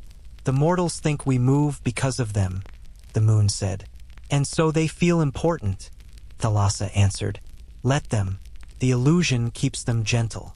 A long silence followed, full of affection older than stars. At last, the moon whispered, "Do you still remember when we first began to move?" Thalassa nodded. "When the world was too new to name, and the first tide lifted the first breath of wind." "Then promise me," said the moon, "that even when they forget again, you will keep pulling." "I promise," Thalassa said. "And you, keep shining." Their pact renewed. The sea began to glow brighter. Every crest reflected the moon's face perfectly. No distortion, no shadow. The earth's night became a single luminous mirror. Far inland, children awoke from sleep and looked toward the coast, seeing light dance along the horizon. They told their parents they'd seen the ocean breathing. The elders smiled, for they remembered the old stories. "The sisters are dancing again," they said. "The world is safe." Poseidon stood at the edge of the surf, watching his mother in communion with the sky. He felt humbled once more, reminded that even gods are small between such forces. "They do not worship me tonight," he said. "Tonight," Thalassa replied. "They worship balance. That is holier than any name." He bowed his head. "Then I will not disturb it." "Good," she said gently, "for peace is a fragile tide." He vanished back into the depths, leaving her alone with her oldest friend. Hours passed. The moon drifted westward, her reflection sliding across Thalassa's body like a lover's hand. The tide followed, slow and deliberate, tracing the lunar path along every coast. In that movement lay the proof of everything the gods had learned. Power is not noise, it is consistency. When dawn finally arrived, the moon whispered one last time before fading. "Until the next dark, and until the next light," Thalassa answered. The sun rose, golden against the sea's silver memory, and humanity woke to another calm morning. They did not know that through the night, the balance of existence had been reaffirmed. They only saw low tides, gentle breezes, and shells glinting like stars along the sand. In a temple overlooking the coast, a priest wrote upon marble, "The moon pulls, the sea answers. Between them, the world breathes." Centuries later, those words would still be legible, long after the temple itself had crumbled. Salt preserves what stone forgets. And every night thereafter, as the tides came and went, they carried that same truth in rhythm. Light calling to water, water answering light. What remains eternal when even gods fade? After the storms and the silver nights, the world grew quiet. Not with emptiness, but with listening. The earth had changed. The old shorelines were gone, the maps rewritten. But humanity, though scarred, had learned to breathe in rhythm with the sea again. And in that rhythm, something new began to rise. Not destruction, not fear, but renewal. It started with sound. The first fishermen to return to the flooded coast of an ancient city swore they heard singing beneath the water. Not the songs of whales or wind, but voices, soft, endless, woven through the currents. Some said it was the ghosts of those the ocean had taken. Others said it was Thalassa herself, humming the world awake again. In truth, it was both. Every memory she had ever gathered, every prayer, every cry, every heartbeat lost to her waves, was now returning, remade as music. The song of renewal, its melody carried across the oceans, inaudible to machines but felt in the chest, like the moment before tears. When the first human scientists recorded low-frequency waves in the deep and called them oceanic resonance, they were unknowingly hearing the goddess breathe. Thalassa floated through her depths, her eyes half closed, her body glowing faintly with the pulse of her song. Around her, the ruins of empires bloomed with coral. Ships once broken now served as shelter for life. Every scar had become an ecosystem. Every wreck had turned to reef. Poseidon appeared beside her, silent. He had not seen her so radiant since the world's birth. "You've changed the sound of the sea," he said. "I've changed its meaning," she answered. He listened. The melody was neither joyous nor mournful. It was simply whole.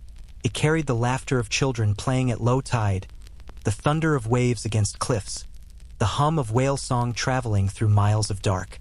Every note was a memory finding peace. "What will they hear when they listen?" Poseidon asked. "Themselves," she said. "Every creature is an echo of the first life I dreamt. Now the echo is learning to sing back." On the surface, humanity began to live differently. Cities adapted to the tides instead of defying them. Houses floated. Bridges breathed with the waves. Temples reopened not for prayer, but for reflection. People gathered not to demand miracles, but to thank the sea for existing. Artists and musicians began to create in harmony with her rhythm. Instruments tuned to the frequency of the tide. Choral groups sang at dawn, letting their voices ride the waves, believing that the sea answered back. And sometimes, on very still mornings, she did. The wind would shift mid-note. The water would shimmer. For one fleeting moment, human song and divine current aligned, and the entire world seemed to exhale. They called it the renewal. Thalassa's daughters, the Nereids, returned to the shallows, their laughter now bright and untroubled. They guided fish through coral mazes, tended to kelp forests, and brushed away the last remnants of wreckage. "Mother," they said, "the world feels new again." Thalassa smiled. "Not new," she said, "remembered. For renewal is never creation from nothing. It is the rediscovery of what was always true." The song deepened. Its vibration reached far beyond the water, traveling through rock and air, into the hearts of trees and mountains. Even the stars seemed to shimmer differently, as if listening. The moon pulsed in rhythm, her light bending gently over the horizon. The goddess spoke softly into the dark. "Let there be continuity," and there was. Life, which once feared the sea, began to depend on it again. Scientists found that the new coastal ecosystems thrived beyond prediction. Species thought extinct returned. Seagrass glowed with faint bioluminescence. Whales migrated closer to human shores, their songs harmonizing with the currents. The earth, for the first time in ages, seemed alive in agreement. Poseidon stood with her above a coral plateau glowing like an underwater aurora. "You've turned memory into motion," he said. "Even the gods have changed because of it." She looked toward the surface, where moonlight rippled in liquid glass. "The gods were only ever reflections," she said. "When the world heals, so do we." He nodded slowly, humbled. "Will it last?" "For as long as they remember," she said. "And when they forget, the tide will teach again," he finished, smiling faintly. Thalassa's eyes glimmered with pride. "Then the song will never end." On a distant shore, a small child sat beside her grandmother, listening to the waves. "What's that sound?" she asked. "The sea," the elder replied. "She's singing the names of everything she loves." "What does she love?" The grandmother smiled. "Everything that listens." The child leaned closer to the surf, closing her eyes. For a moment, she thought she heard her own heartbeat inside the water's hush. When she opened her eyes, she whispered, "I heard her." And somewhere beneath that very shore, Thalassa smiled. The song of renewal spread across the world without language or boundary. In the hum of deep ocean trenches, in the sigh of distant rain, in the rhythm of sleeping hearts, it lived. Humanity called it peace. Nature called it return. The goddess called it memory made whole. For millennia, she had been the witness, the warning, the sorrow. Now, she was the voice of continuation, the mother of balance, the sound of life remembering itself. In the quiet after the final chord faded, Poseidon asked, "What will you do now?" Thalassa turned toward him, her expression serene. "Rest," she said, "and dream the next beginning." She drifted downward into her luminous abyss, her form dissolving into silver mist until only the rhythm remained, the eternal pulse that connected sea, sky, and soul.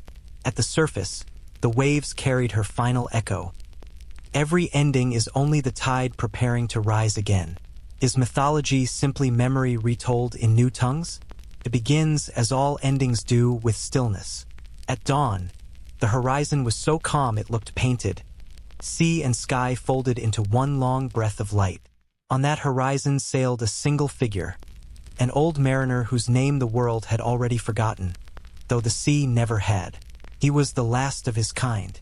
His ship, weathered and quiet, creaked like memory itself. The sails hung loose, not with neglect but peace, catching just enough wind to keep him moving forward. He had no compass, no chart, only the instinct that the ocean would take him where he was meant to go. He had been sailing his whole life, through wars, through empires, through calm seas and cruel storms. He had seen ports swallowed by time, temples rebuilt and forgotten again. And now, at the twilight of his days, he wanted nothing but silence. Not the silence of death, but of completion. They said he had left the last harbor without farewell, whispering only one phrase before he vanished into the tide. "I'm going home." No one knew what he meant, but Thalassa did. For nights she had watched him. His little vessel drifted across her surface like a leaf in a boundless dream. Each creak of wood was a heartbeat, each ripple a breath. She felt his thoughts through the hull, memories unspooling into the current. The faces he'd lost, the promises he'd broken, the wonders he'd witnessed. The ocean remembered them all, because he was one of hers. The mariner stood at the bow, looking into the endless blue. He had grown old, but his eyes were clear, steady, lit by the same fire that had guided explorers before him. He spoke softly, his voice cracked but sure. "I've followed your voice all my life," he said to the water. "Now I just want to see where it leads." The sea answered in waves that rocked him gently, like a cradle. That night, the moon rose full, a coin of silver laid upon black silk. The old man felt the pull, the same pull that had once guided Thalassa's children, the tides. It tugged not at his ship but at his soul. He let go of the rudder. The ocean steered itself. All around him, the sea began to glow soft, blue, dreamlike. The stars above doubled their number, reflected perfectly below. The sky and the water became one mirror, and in that mirror time dissolved. He felt the air grow warm, the scent of salt turning sweet. For the first time in years, he was not afraid. Then, out of the water, light rose, a form woven from starlight and motion. She was not thunderous, not grand, but quiet and familiar. The goddess of the sea stood before him, her eyes deep as the horizon itself. "Thalassa," he whispered, falling to his knees. "You remember me," she said. Her voice was a current, gentle, infinite. "I never forgot," he said. "I just stopped believing you'd remember me." She smiled. "I remember all who speak to me without demand. You have sailed longer than most live. Tell me, mariner, what do you seek?" He looked down, his hands trembling. "Rest, but not the kind that ends." Her gaze softened. "Then you are closer than you think." The sea brightened around them, each wave glowing from within like liquid glass. Fish of light darted beneath the ship. Far below, coral towers shimmered, cities of the deep waking for his arrival. "Why show me this?" he asked. "Because you've listened," she said. "Most pray, but few listen. You listened your entire life. Now I will answer." She reached out, touching the ship's mast. Instantly, the wood turned translucent, revealing the grain as if it were veins of memory. Every voyage the mariner had ever taken appeared within it. Each storm survived, each port found, each goodbye left unfinished. "Your ship remembers as I do," Thalassa said. "The sea keeps everything that has ever touched her with reverence." He looked into the water, seeing not reflection but recognition. "Then I am part of you? You always were." A gentle wind rose. The stars shimmered brighter. The mariner felt weightless, unanchored yet secure, as if the very air was carrying him. Thalassa stepped closer, her form luminous and vast. "You have given your life to my horizon. Will you trust me with the rest?" He nodded. "Gladly." "Then close your eyes." He obeyed. The water lifted him, not violently, but tenderly, as if bearing him toward a destination unseen but long awaited. His heartbeat slowed until it matched the rhythm of the tide. His breath became one with the wind. The ship drifted onward, its sails aglow, the goddess walking beside it like a shadow made of light. To any who might have looked from afar, it appeared as though the sea herself was escorting him home. By dawn, the vessel reached the edge of mist. The horizon ahead was brighter than day but softer than sunrise, a boundary of peace.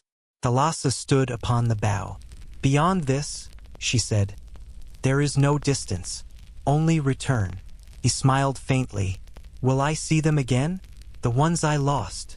Her eyes glimmered. "Every face, every name, every love. They are waiting in the undertow of memory." He laughed quietly, tears in his voice. "Then take me there." Thalassa placed her hand upon his heart. The glow spread outward, mingling with the ship's light until both man and vessel dissolved into radiance. When the mist cleared, there was no trace, only calm water and a trail of silver foam stretching toward the rising sun. Later, sailors crossing that same route told of strange calm there. Winds that died suddenly, waves that hushed themselves, as if listening. They called it the mariner's rest. Some claimed they could hear faint singing below, the echo of an old man's laughter carried through eternity. Thalassa kept her promise. She held him among her memories, not as a ghost, but as peace itself. His story joined the rhythm, his breath folded into every tide that touched ashore. Whenever sailors prayed for safe passage, it was his name they invoked without knowing. And in answer, the sea softened for them, remembering gentleness. At night, Thalassa often rose to the surface where the ship had vanished. The moonlight shimmered on her face. She whispered into the stillness, "Every voyage returns." And far below, the pulse of her ocean replied with the heartbeat of one who had found home. Does the sea ever truly take, or only return? Every tide is a heartbeat, every wave, a thought returning home. The sea, once feared, worshipped, forgotten, and reborn, now existed as it was always meant to be, the world's quiet memory.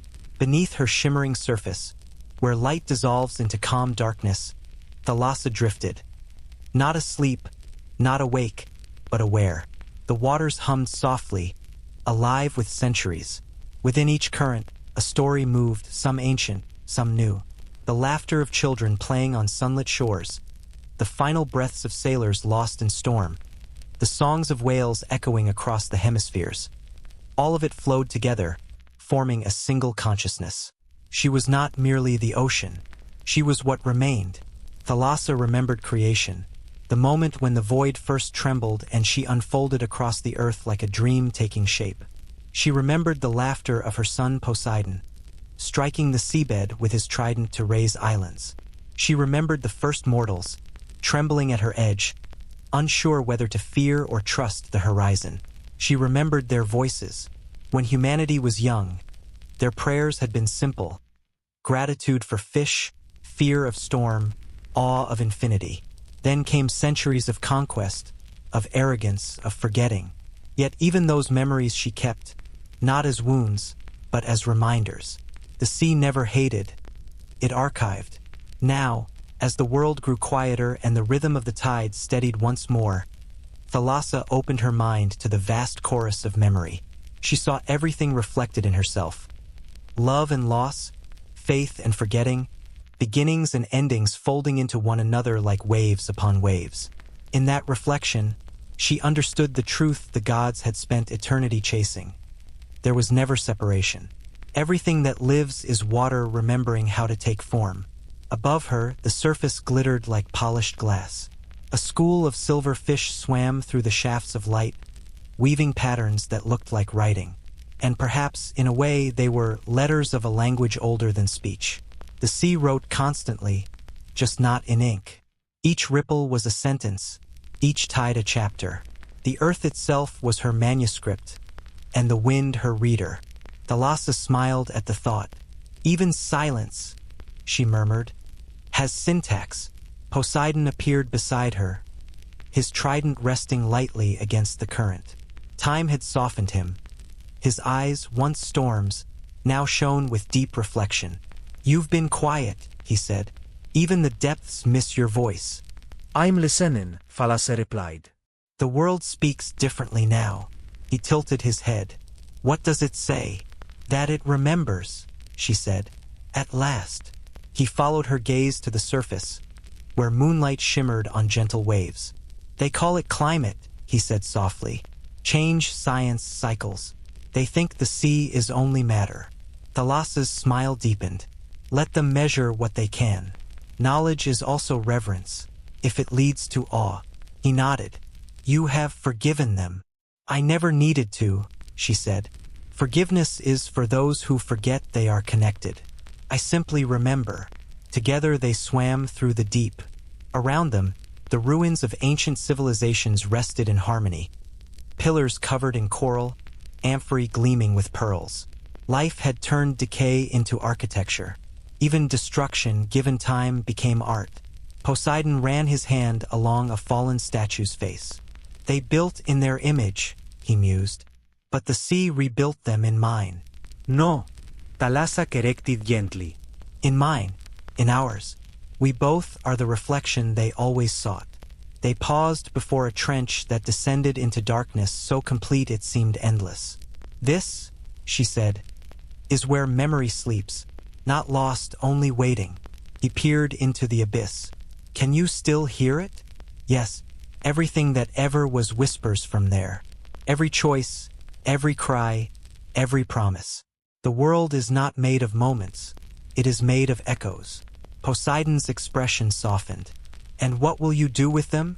Sing them, she said, again and again, until even the stars hummed the tune. Above, the mortal world continued its quiet renewal. Floating gardens drifted upon her surface.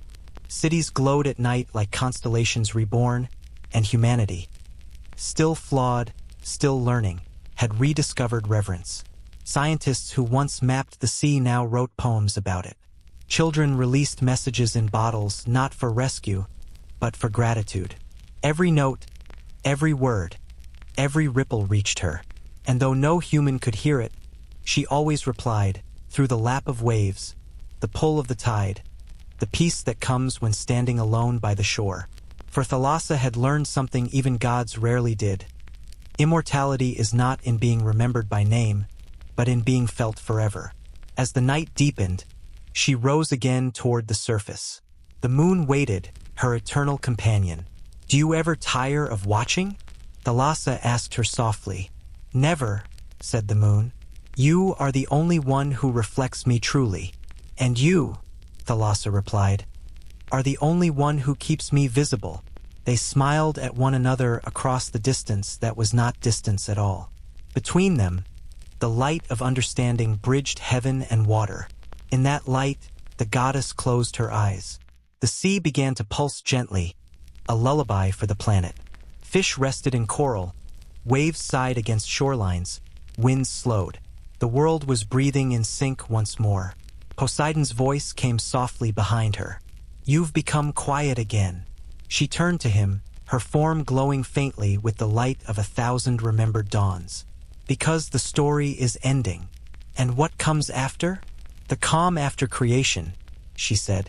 But calm is not silence. It is continuation. He bowed his head. Then we will watch together. Thalassa extended her hand. He took it, and for the first time in ages, the god of storms was still. Below them, the currents moved like slow breath. Above them, the sky shimmered like thought. Between them, all of existence hummed with memory, the divine equilibrium between knowing and rest. Every sound that had ever been, every song that would ever be, lived in that one eternal pulse beneath all waves. It was not an ending. It was remembrance made infinite. If the sea is memory, then what are we but echoes of her tide? At the end of every story, there is not silence, there is calm. The difference is everything. Silence is emptiness. Calm is completion.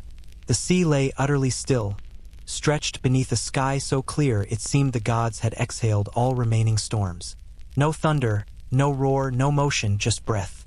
From horizon to horizon, the world shimmered as if made of glass. In that stillness floated Thalassa, the sea eternal, the memory of all things. Around her, the waters glowed faintly with soft amber light, as though dawn and dusk had agreed to meet. The waves did not crash anymore. They sighed, exhaling centuries. The goddess opened her eyes. Above, the moon hung low, her reflection perfectly mirrored on the water's skin. It was impossible to tell which was real and which was memory, and perhaps that was the truth at last. There was no difference. The world was reflection. Sky within water, memory within moment, beginning with an end. Poseidon appeared beside her. His trident was gone. He no longer needed it. It's over, he said quietly. Thalassa tilted her head. Nothing ever ends, my son. It only changes direction. He looked across the horizon. Then what is this? The pause between heartbeats, she said. The moment before creation begins again. Her voice carried no command, no grandeur. It was the sound of peace itself, the calm that follows understanding. Below them, the ocean floor glittered like constellations. Cities of coral pulsed with slow light, each one breathing, alive. Whales moved through them like comets, their songs weaving through the trenches. The world below was not silent. It was singing, softly, endlessly. Poseidon listened. That sound. What is it? The pulse of memory, Thalassa said. Every drop of water knows the path it has taken. Every life leaves its note in the ocean's song. Together, they create harmony. He closed his eyes. The sound was beautiful, gentle, infinite, familiar. It was the same rhythm he had felt as a child, hidden in her depths before Olympus ever spoke his name. He smiled faintly. It's the same as it was at the beginning. Of course, she said. Creation never changes. Only our perception of it does. Time, if time still existed, passed slowly. The stars above began to fade, not from light, but from blending. They sank into the ocean's reflection until sky and water became one seamless canvas. The horizon vanished. This is how it was before the world began, Thalassa whispered, and how it will be when it ends. Poseidon turned to her. Does that frighten you? She smiled. Why would it? I am both the beginning and the memory of it. He nodded. Then I will stay. You always do, she said gently. Even when you forget. In the mortal world, night fell differently. The waves that reached the shores carried stillness with them.